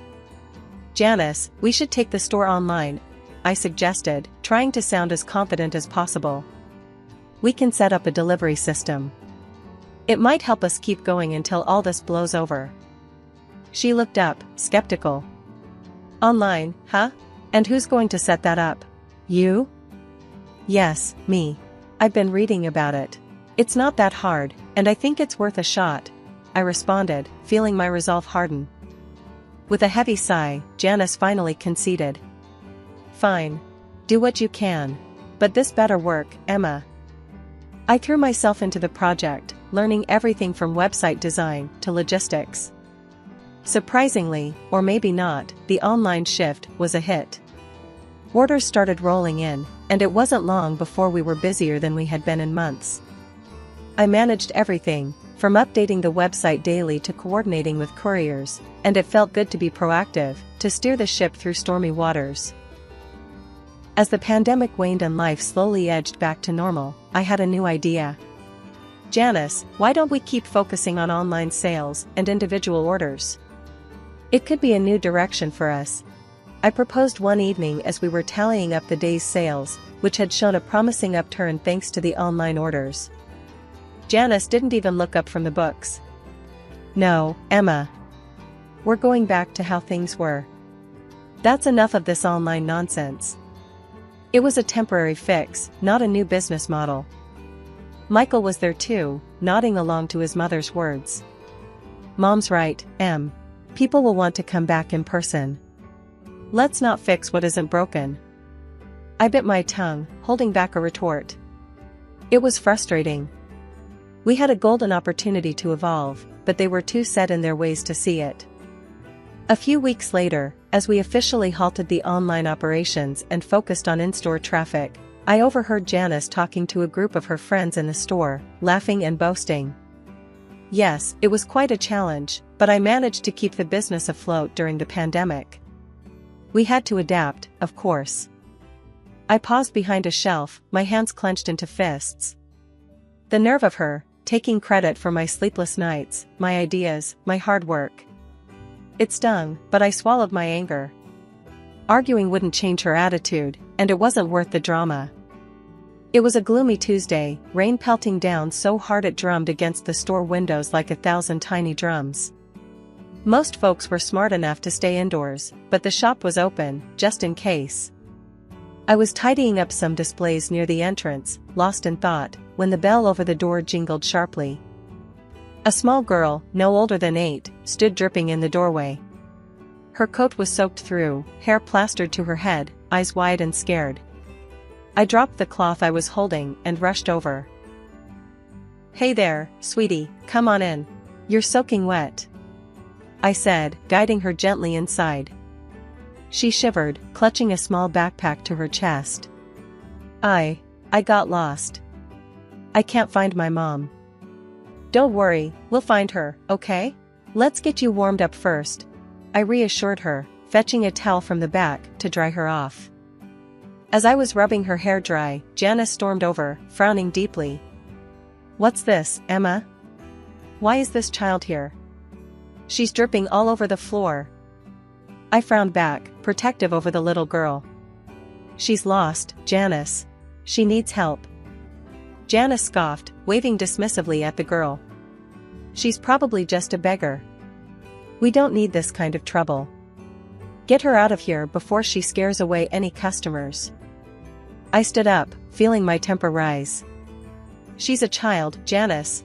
It's pouring outside. We can't just throw her out. Do I have to remind you that this is a business, not a charity? Janice snapped, glaring at both of us. Before I could argue further, Michael walked in, catching the tail end of our conversation. What's going on here? His mom explained with an impatient gesture towards the girl. Emma wants to turn the store into a homeless shelter. I say she goes out the same way she came in. Michael looked at the girl, then at me, and sighed. Emma, Mom's right. We can't start taking in strays. It's bad for business. As the argument heated up, I made a decision. I couldn't leave her out there alone. Ignoring Janice's protests, I picked up the phone and dialed the local police station. The police arrived quickly, given the weather and the circumstance. One of the officers wrapped the girl in a warm blanket I had brought from the back. They thanked me for keeping her safe and took down some information. Before she left, the girl hugged me tightly. Thank you, she whispered. Watching her leave with the officers, hopefully to be reunited with her family soon, I felt a mix of relief and frustration. Janice walked over, her expression hard. I'll be docking your pay for the day, Emma. And you can clean up this mess yourself, she said coldly. I was too tired to argue. The rest of the day passed in a blur of scrubbing and silent treatment from Janice and Michael. Their attitude stung, but holding that scared, grateful girl in my arms, I knew I'd done the right thing, no matter what they thought. It was a regular Thursday morning at the store, just a week after the rainy day incident with the lost little girl. I was rearranging some of the newer pastries when the bell above the door chimed. I looked up, expecting another customer, but instead, I saw a well-dressed man I'd never seen before. He walked straight to me, his expression serious yet friendly. Good morning, he greeted. Are you Emma? That's me, I replied, a bit puzzled. Can I help you with something? Yes, actually. I'm Thomas. I don't know if you remember, but you helped my daughter last week when she was lost. She hasn't stopped talking about how kind you were. I blinked in surprise, remembering the little girl's tight hug. Oh, yes, of course. I'm just glad she's safe now. How is she? She's great, thanks to you, he smiled. I actually came here to thank you personally and also to offer my help, if you ever need it. I was taken aback. That's very kind of you, but I don't know what you could help with. Thomas handed me his card. I'm a lawyer. I specialize in business and contract law. After what my daughter told me about how you treated her, I thought maybe if you ever need legal advice or anything, I could be of service. I stared at the card, then at Thomas. A lawyer could be useful, especially now. Actually, there might be something. But it's a bit complicated. Thomas nodded, gesturing toward a quieter corner of the shop. I'm all ears. We sat down at one of the tables, and I briefly explained the situation with Janice and the store, how things had changed after the merger, my reduced role, and my father's situation. Thomas listened intently, occasionally nodding. It sounds like you've been put in a tough spot. If you can get me the merger documents, I can take a look, see if there's anything that can be done legally to renegotiate your position or at least get you some more control. I fetched the documents from my file at home and brought them to Thomas the next day. He promised to look over them and get back to me as soon as possible. True to his word, a few days later, he called me into his office to discuss his findings. Emma, I've gone through everything, Thomas began as soon as I sat down in his office. There are a few areas where the agreement seems heavily biased against your father. It looks like there were some oversight and possibly misleading information when he signed. My heart pounded with a mix of anger and relief. So, what can we do? Thomas leaned forward, his eyes sharp. We can challenge the agreement based on these discrepancies. It's not a guaranteed win, but it's a start. You have a right to fight this, Emma. I nodded, feeling the weight of the decision. Let's do it. It's time I took a stand. After meeting with Thomas, my mind was a whirlwind of doubt and guilt. Was I doing the right thing by challenging my husband and his family? The thought of ruining their lives weighed heavily on me as I headed home. But as soon as I stepped through the door, the scene that greeted me swept all my doubts away. The house was bustling with noise and guests. It was our wedding anniversary, an event I had completely forgotten about in the midst of all the chaos. As I hesitated at the entrance, trying to process the celebration, Janice spotted me. Her face flushed from drink, she stormed over, her voice loud and slurring. "There you are, wandering the streets when you should be here serving your guests," she shouted. I tried to apologize. "Janice, I'm sorry, But before I could finish, she hurled an empty plate in my direction. It smashed against the wall right next to my head, shards scattering across the floor. The room fell silent, all eyes on us. My heart pounded in my chest, a mix of fear and rising anger. Then Michael staggered over, wine glass in hand. He sloshed the contents onto my hands and blouse. "Clean yourself up, you're a mess," he slurred, chuckling. Janice joined in the laughter, and a few of the guests murmured uncomfortably, not sure how to react. That was the last straw. I felt something inside me snap, the last thread of tolerance for this life I was living. I straightened up, wiping my hands on my skirt, my voice steady and loud. "Enough," I declared, silencing the room. "I'd been to a lawyer, and I'm filing for a divorce." The shock was palpable. Michael and Janice froze, their smiles fading. "Who do you think you are?" Janice hissed, stepping closer. "I am someone who no longer accepts being treated this way," I continued, my voice clear and confident despite the trembling in my knees. "I am protesting the merger agreement. There has been fraud, and I've already sent the documents to the authorities and the court." I could see the fear flicker in Janice's eyes, her tipsy bravado slipping. "You can't do this to us," she stammered. "I also intend to seek financial compensation for all the abuse," I added, not letting her interrupt. I turned, heading upstairs to pack my things. Behind me, I could hear Janice scrambling after me, her tone suddenly changing to one of desperation. "Emma, please, let's talk about this. We can sort something out." I stopped at the top of the stairs, facing her one last time. Pulling out Thomas's business card, I held it out. "You can discuss it with my lawyer. From now on, that's how we communicate." Packing my bag was quick. I didn't have much I wanted to take from that house. With every piece of clothing, every personal item, I felt a bit more free. After what felt like an eternity of legal battles and emotional upheaval, the final court hearing was more than just a procedural event. It was the day I reclaimed my life and my family's business. Standing beside Thomas, my lawyer, I watched with a steely resolve as the judge delivered the verdict that would set everything right. "The court finds in favor of the plaintiff," the judge announced, his voice echoing in the silent courtroom. "It is clear from the evidence presented that the defendant engaged in fraudulent activities to secure control of the business. Therefore, the original merger agreement is hereby nullified, and full ownership rights will revert to the plaintiff and her father." Janice, my former mother-in-law, sat stiffly, her face unreadable. Beside her, Michael looked down, unable to meet my gaze.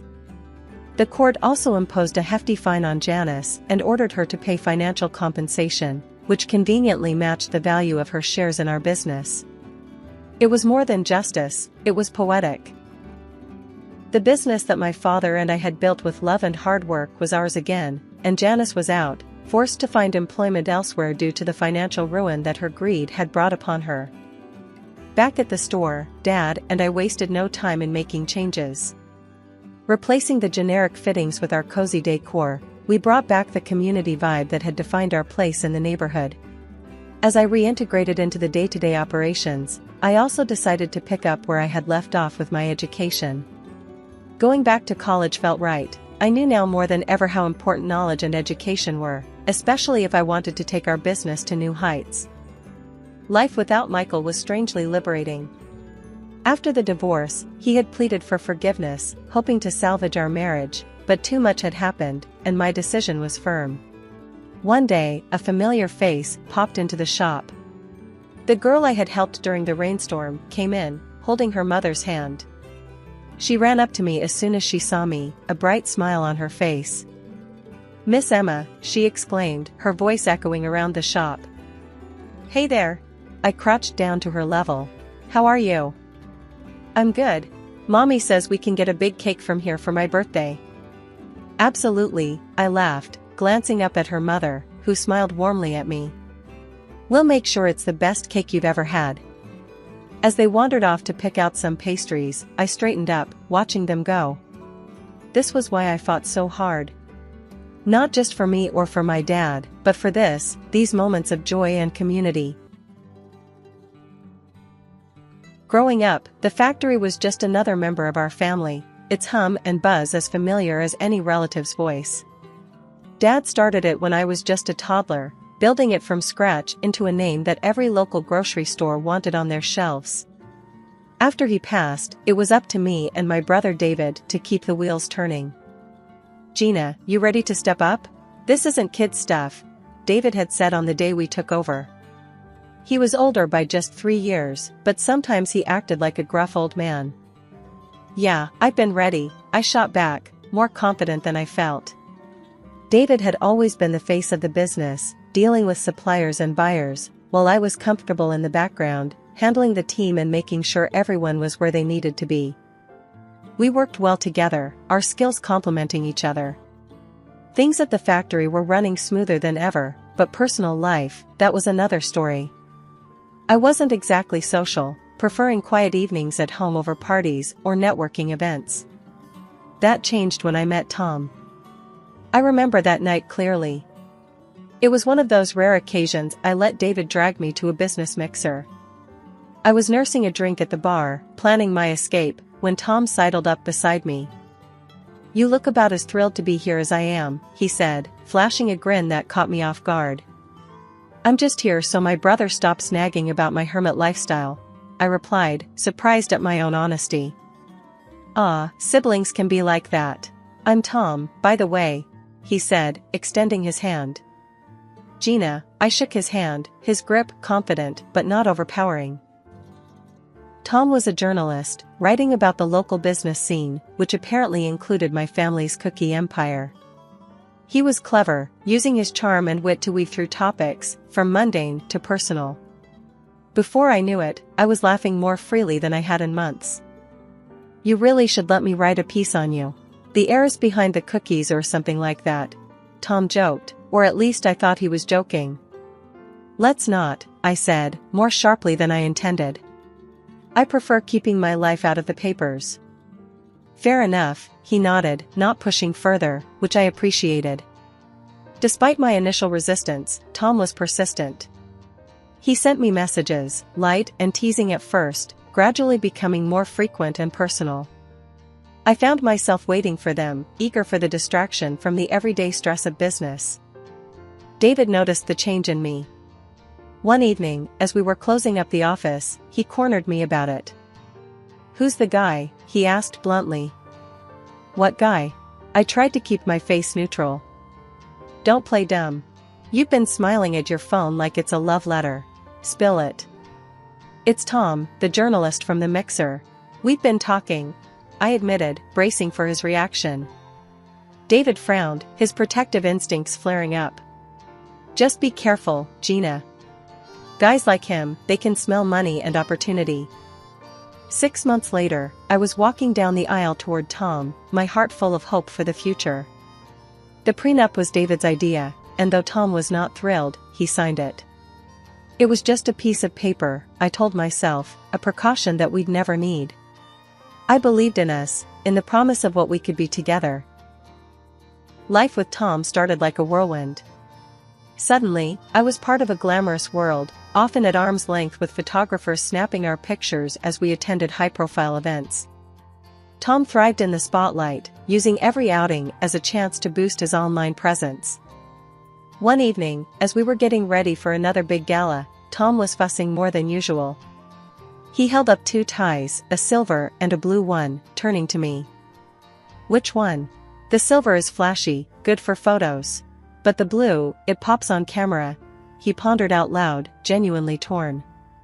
Go with the blue, it suits you better, I said, keeping it simple, my mind more on the comfort of my heels than his tie color. Tom nodded and went with the blue, but not before taking a few selfies in the mirror. He posted them on his blog with the caption, "Which tie? Help me choose." He smiled at his phone as responses flooded in. At these events, I felt out of place. While Tom schmoozed, I often found myself tucked away in a corner, observing the crowd rather than being part of it. He would come over, every so often, to check on me, each time a bit more animated as the wine flowed. "Gina, you should try mingling a bit. People are dying to know more about the woman behind the cookie empire." Tom nudged one night, his speech slightly slurred. I nodded, not wanting to argue. It was his night, after all. As he walked away, I overheard him telling someone about his expansive lifestyle that our marriage had apparently granted him. It irked me how he spun our life together into content for public consumption. As the months rolled on, the pattern continued. Tom's blog grew, fueled by the snippets of our life he broadcasted. I became more reclusive, retreating into the sanctuary of my work at the factory. The cookie business was booming, and I threw myself into it, finding solace in the familiar chaos of production lines and staff meetings. David noticed the change in me. During one of our late-night check-ins at the factory, he leaned against a packing machine, a concerned look on his face. "You've been quiet. Everything okay with Tom?" he asked, his voice cutting through the noise of the warehouse. "It's fine. Just the usual ups and downs," I shrugged, not wanting to admit how strained things had become. "Gina, remember what I said. Money changes people. Be careful," David warned, his tone serious. "I know, David. I'm keeping my eyes open," I reassured him, though I felt anything but reassured.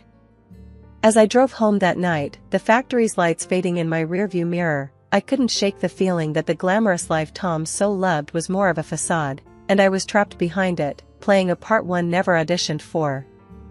We worked well like that, but when the need for a new finance director came up, it fell on me to find the right fit. That's how Emily came into the picture. She was sharp and had a knack for numbers that impressed even David, which wasn't easy. Soon enough, she was not just crunching numbers at work, but also a regular at our home during the late-night strategy sessions David and I held. Tom usually just hovered around these meetings, glass of wine in hand, barely hiding his boredom. He never really got the business, nor did he try to. But with Emily's arrival, there was a shift. I noticed how his eyes followed her around, lighting up whenever she spoke about financial forecasts or new funding strategies. However, Tom's interest seemed more personal than professional. I brushed it off initially, chalking it up to his usual charm. He always did enjoy charming, intelligent women, and Emily fit that bill. Yet, something in my gut twisted a bit each time I saw them laughing together a little too closely for comfort. One evening, after Emily had left and Tom was in his study supposedly working on an article, I decided to clear the air. "Tom, got a sec?" I leaned on the doorframe of his study, watching him stare at his screen. He glanced up, a little startled. "Sure, what's up?" "It's about Emily. You guys seem to be hitting it off," I said, trying to keep my tone neutral but firm. Tom raised an eyebrow, his fingers pausing over the keyboard. "What do you mean? We're just talking shop. You know, business." "Yeah, I get that. Just seems like you're really into those conversations. Just making sure it's all it is," I pushed, needing to hear him say it. He chuckled, a bit too casually. "Gina, you're worrying about nothing. She's smart, got good ideas. That's all I'm interested in." As Tom went back to his typing, I couldn't shake off the discomfort. His reassurances did little to soothe the doubts creeping up on me. I found myself confiding in David more than ever during our late-night sessions after Emily and the other staff had left. "Everything okay with you and Tom?" David asked one night as we reviewed some shipment schedules. "It's fine. He's busy with his trips, and I'm here with the cookies," I shrugged, trying to sound nonchalant. David frowned, not buying it. "You know, I don't like that guy much. Always thought he was a bit slick." Just watch yourself, Gina. I am, David. Thanks, I said, grateful for his concern, but feeling the weight of my marital woes grow heavier. Despite this, life at home and work kept marching on. Tom's travels for whatever stories he was chasing became more frequent, and oddly enough, I was relieved. His trips meant fewer awkward dinners and less tension about him and Emily. I focused on the company, pushing those nagging thoughts aside. The factory was gearing up for a major expansion, and I threw myself into the work. The company was celebrating a record-breaking quarter, and David and I decided to throw a big party for the whole team. The venue was decked out, the music was lively, and the air was buzzing with laughter and chatter. Tom was there too, of course. He had his phone out, capturing everything for his blog. "This is going to be great content," he'd said, winking at me as he filmed the decorations and the crowd. I forced a smile, still uneasy about broadcasting our personal lives. As the party went on, I needed a break from the noise and slipped out to the quieter foyer. That's when I heard them, whispers that weren't meant for my ears. Curiosity piqued, I edged closer to the partition, my heart pounding in my chest. There was Tom in a far too intimate embrace with Emily. The sight knocked the wind out of me, but it was their words that cut deeper. "Just wait till Gina's money hits our account. We'll be out of here, away to our dream house abroad," Tom whispered, his voice thick with greed and deception. Emily giggled, her voice tinged with contempt.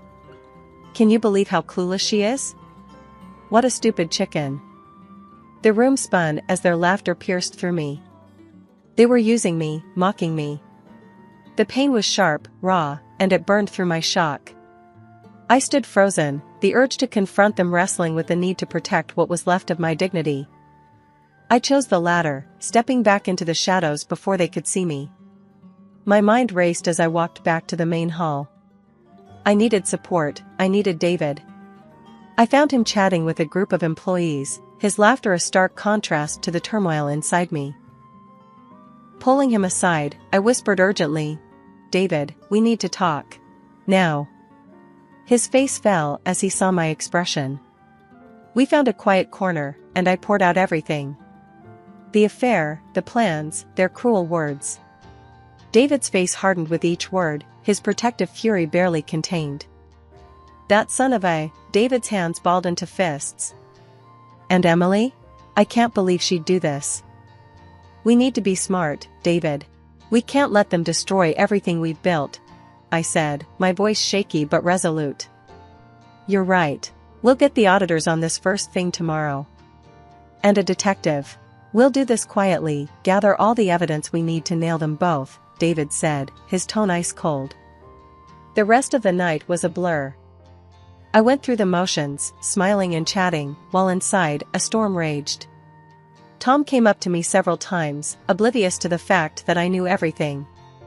Each time, it took all my strength not to reveal anything. The morning after the party, I was at the office early. David had arranged everything by the time I arrived. "They'll be here in an hour. I've told them it's a routine check, nothing to raise suspicions," he informed me as I stepped into his office. "Good, we can't tip them off." "Not yet," I replied, trying to steady my nerves. The auditors were thorough. They set up in one of the conference rooms with stacks of financial statements, invoices, and bank records. I tried to focus on my work, but my mind kept drifting to the auditors and what they might find. Around mid-afternoon, one of the auditors called us into the conference room. "We need to discuss our preliminary findings," he said, his expression grave. The room felt suddenly too small, the air too tight. "What is it?" David asked, his voice tense. The lead auditor spread out several documents on the table. "We found numerous irregular transactions. Large sums have been transferred to an external account over the past few months. Here, and here." He pointed to the highlighted lines on a bank statement. I felt a chill run down my spine. "Whose account?" I managed to ask, bracing myself for the answer. "It's registered under Thomas Landon," the auditor replied, looking from me to David. My worst fears confirmed, I fought to keep my composure. What about any links to Emily Rogers? I asked, my voice barely a whisper. We're still looking into that, but given the patterns, it's likely we'll find a connection, the auditor answered. The next few days were a blur of meetings with lawyers and more sessions with the auditors. Each new piece of evidence was a stab in the heart, but also a building block towards the fortress of my revenge. I knew I had to be strong, for myself and for our family's company. As the auditors wrapped up their investigation, the private detective David had hired came in with his findings. He laid out photographs and receipts on David's desk, pictures of Tom buying a luxury car and expensive jewelry, not for me but for Emily. And there's more, the detective said grimly. They'd booked tickets to Mexico, 4 months from now. Looks like they plan to drain your accounts and run. David and I exchanged a glance, the final pieces clicking into place. He's also signed a contract with a major media company in Mexico, the detective added. The betrayal was deeper than I had imagined. Not only was Tom stealing from me, but he was also planning a whole new life with Emily, funded by the money he took from my company. Armed with this information, we finalized our plan. Legal and financial traps were set quietly, ensuring that when Tom and Emily tried to make their move, they'd find themselves with nowhere to go. The end of the year was approaching, and it brought with it the perfect opportunity to set my plan into motion. I decided to host a pre-Christmas celebration for the company. It was an annual event, typically a time for cheer and toasts, but this year, it was the stage for my carefully crafted retribution. The venue was a well-known restaurant, beautifully decorated with twinkling lights and festive garlands. Employees milled around, laughing and chatting, completely unaware of the drama about to unfold. Tom arrived, looking as dashing as ever and completely oblivious to my plans. He went straight to work, filming the decorations and guests, broadcasting live to his blog followers. Looking stunning, babe, Tom said, coming over to give me a quick peck on the cheek before returning to his video. Thanks, Tom. Make sure you get good shots, I said, my tone light, masking the storm inside. The evening progressed smoothly, and after dinner, it was time for the main event. I took the stage to give the annual awards to the employees. This was it. My heart was pounding as I called Emily up first. Let's hear it for Emily Rogers, everyone. This year's standout employee, I announced, my voice steady as applause filled the room. Emily beamed as she walked up, clearly pleased by the recognition. I handed her a beautifully wrapped gift box. Open it later, I whispered, and she nodded, oblivious to the trap. After a few more awards, it was Tom's turn. I saved him for last, making sure the cameras were still rolling. And now, for a special recognition. Tom, could you join me up here? I called out, my voice echoing through the room. Tom looked surprised but pleased as he made his way to the stage. What's this about? He whispered, as he joined me under the spotlight. Just a little something to show my appreciation, I said, handing him a similar gift box. Why don't you open it now, for everyone to see? Tom, ever the performer, played up his curiosity for the cameras, tearing into the wrapping paper. The moment the contents were revealed, his face went white. Divorce papers and photos of him with Emily.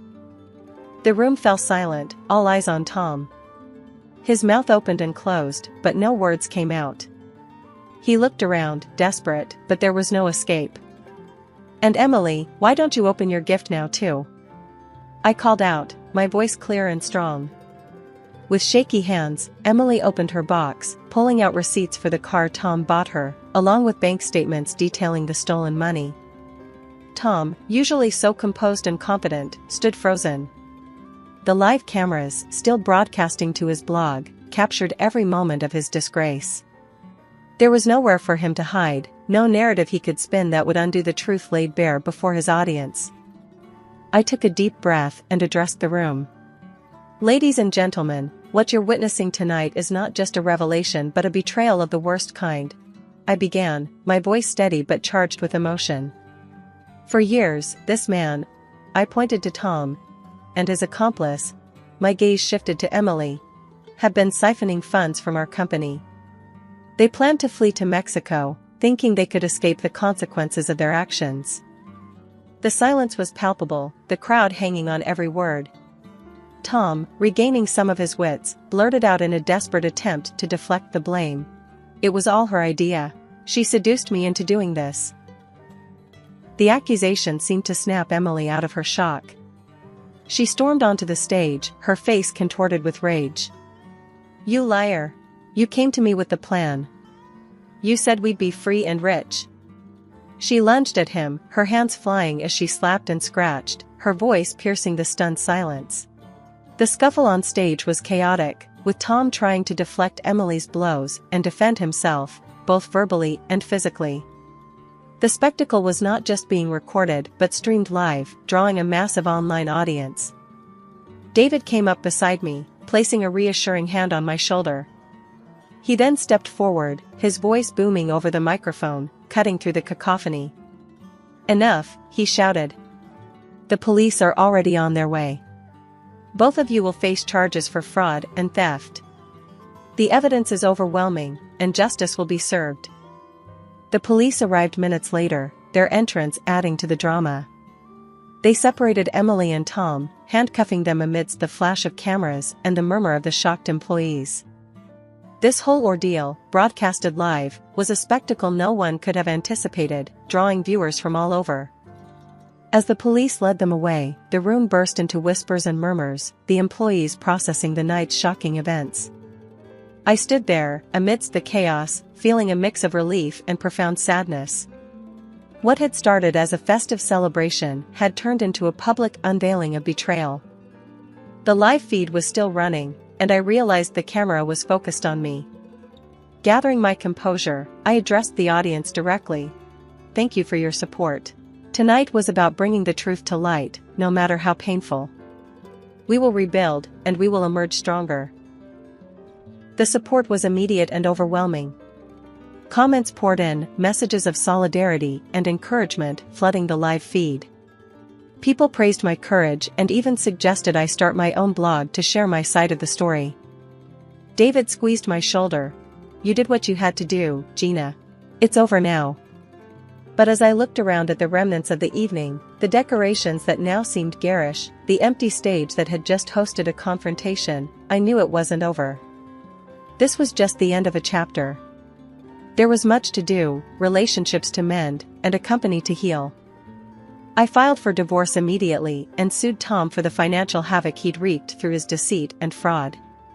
The court ruled in my favor, and Tom was ordered to pay a hefty sum in compensation, money that would help stabilize the company's finances and ensure our employees didn't suffer because of his greed. Emily's fate was sealed in court. She was convicted of embezzlement, had to return all the stolen funds, and lost her financial license. The industry ban was the final nail in her professional coffin. Meanwhile, Tom's life unraveled spectacularly. The Mexican media company he'd planned to escape to terminated his contract when they caught wind of his criminal activities.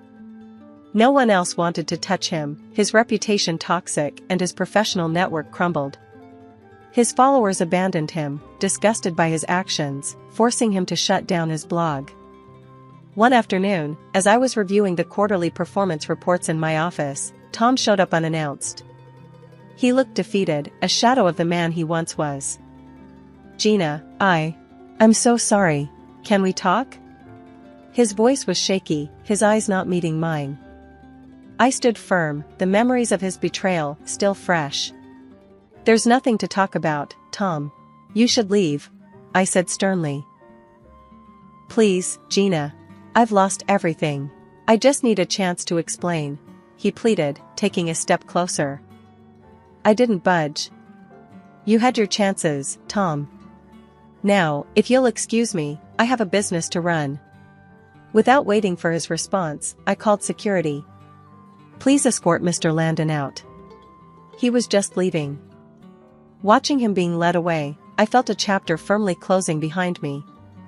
I turned back to my desk, where the future lay, a future that was looking brighter each day. David came into my office, having heard about Tom's attempt to see me. "You okay?" he asked, looking concerned. "I'm fine, David.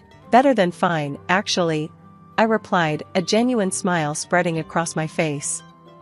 It's over, and I'm ready to move forward. That's the spirit, David said with a grin. Speaking of moving forward, how's the blog idea coming along? I nodded enthusiastically. Actually, I'm thinking bigger. A video blog or vlog. To connect directly with our customers and share our journey. Transparency, recovery, innovation, make it a platform for dialogue. David's eyes lit up. Brilliant idea. It puts a face to the name, makes it personal. Let's not just bounce back, let's leap forward. As the vlog took shape, I felt a renewed sense of purpose. I was not just rebuilding a company, I was creating a community.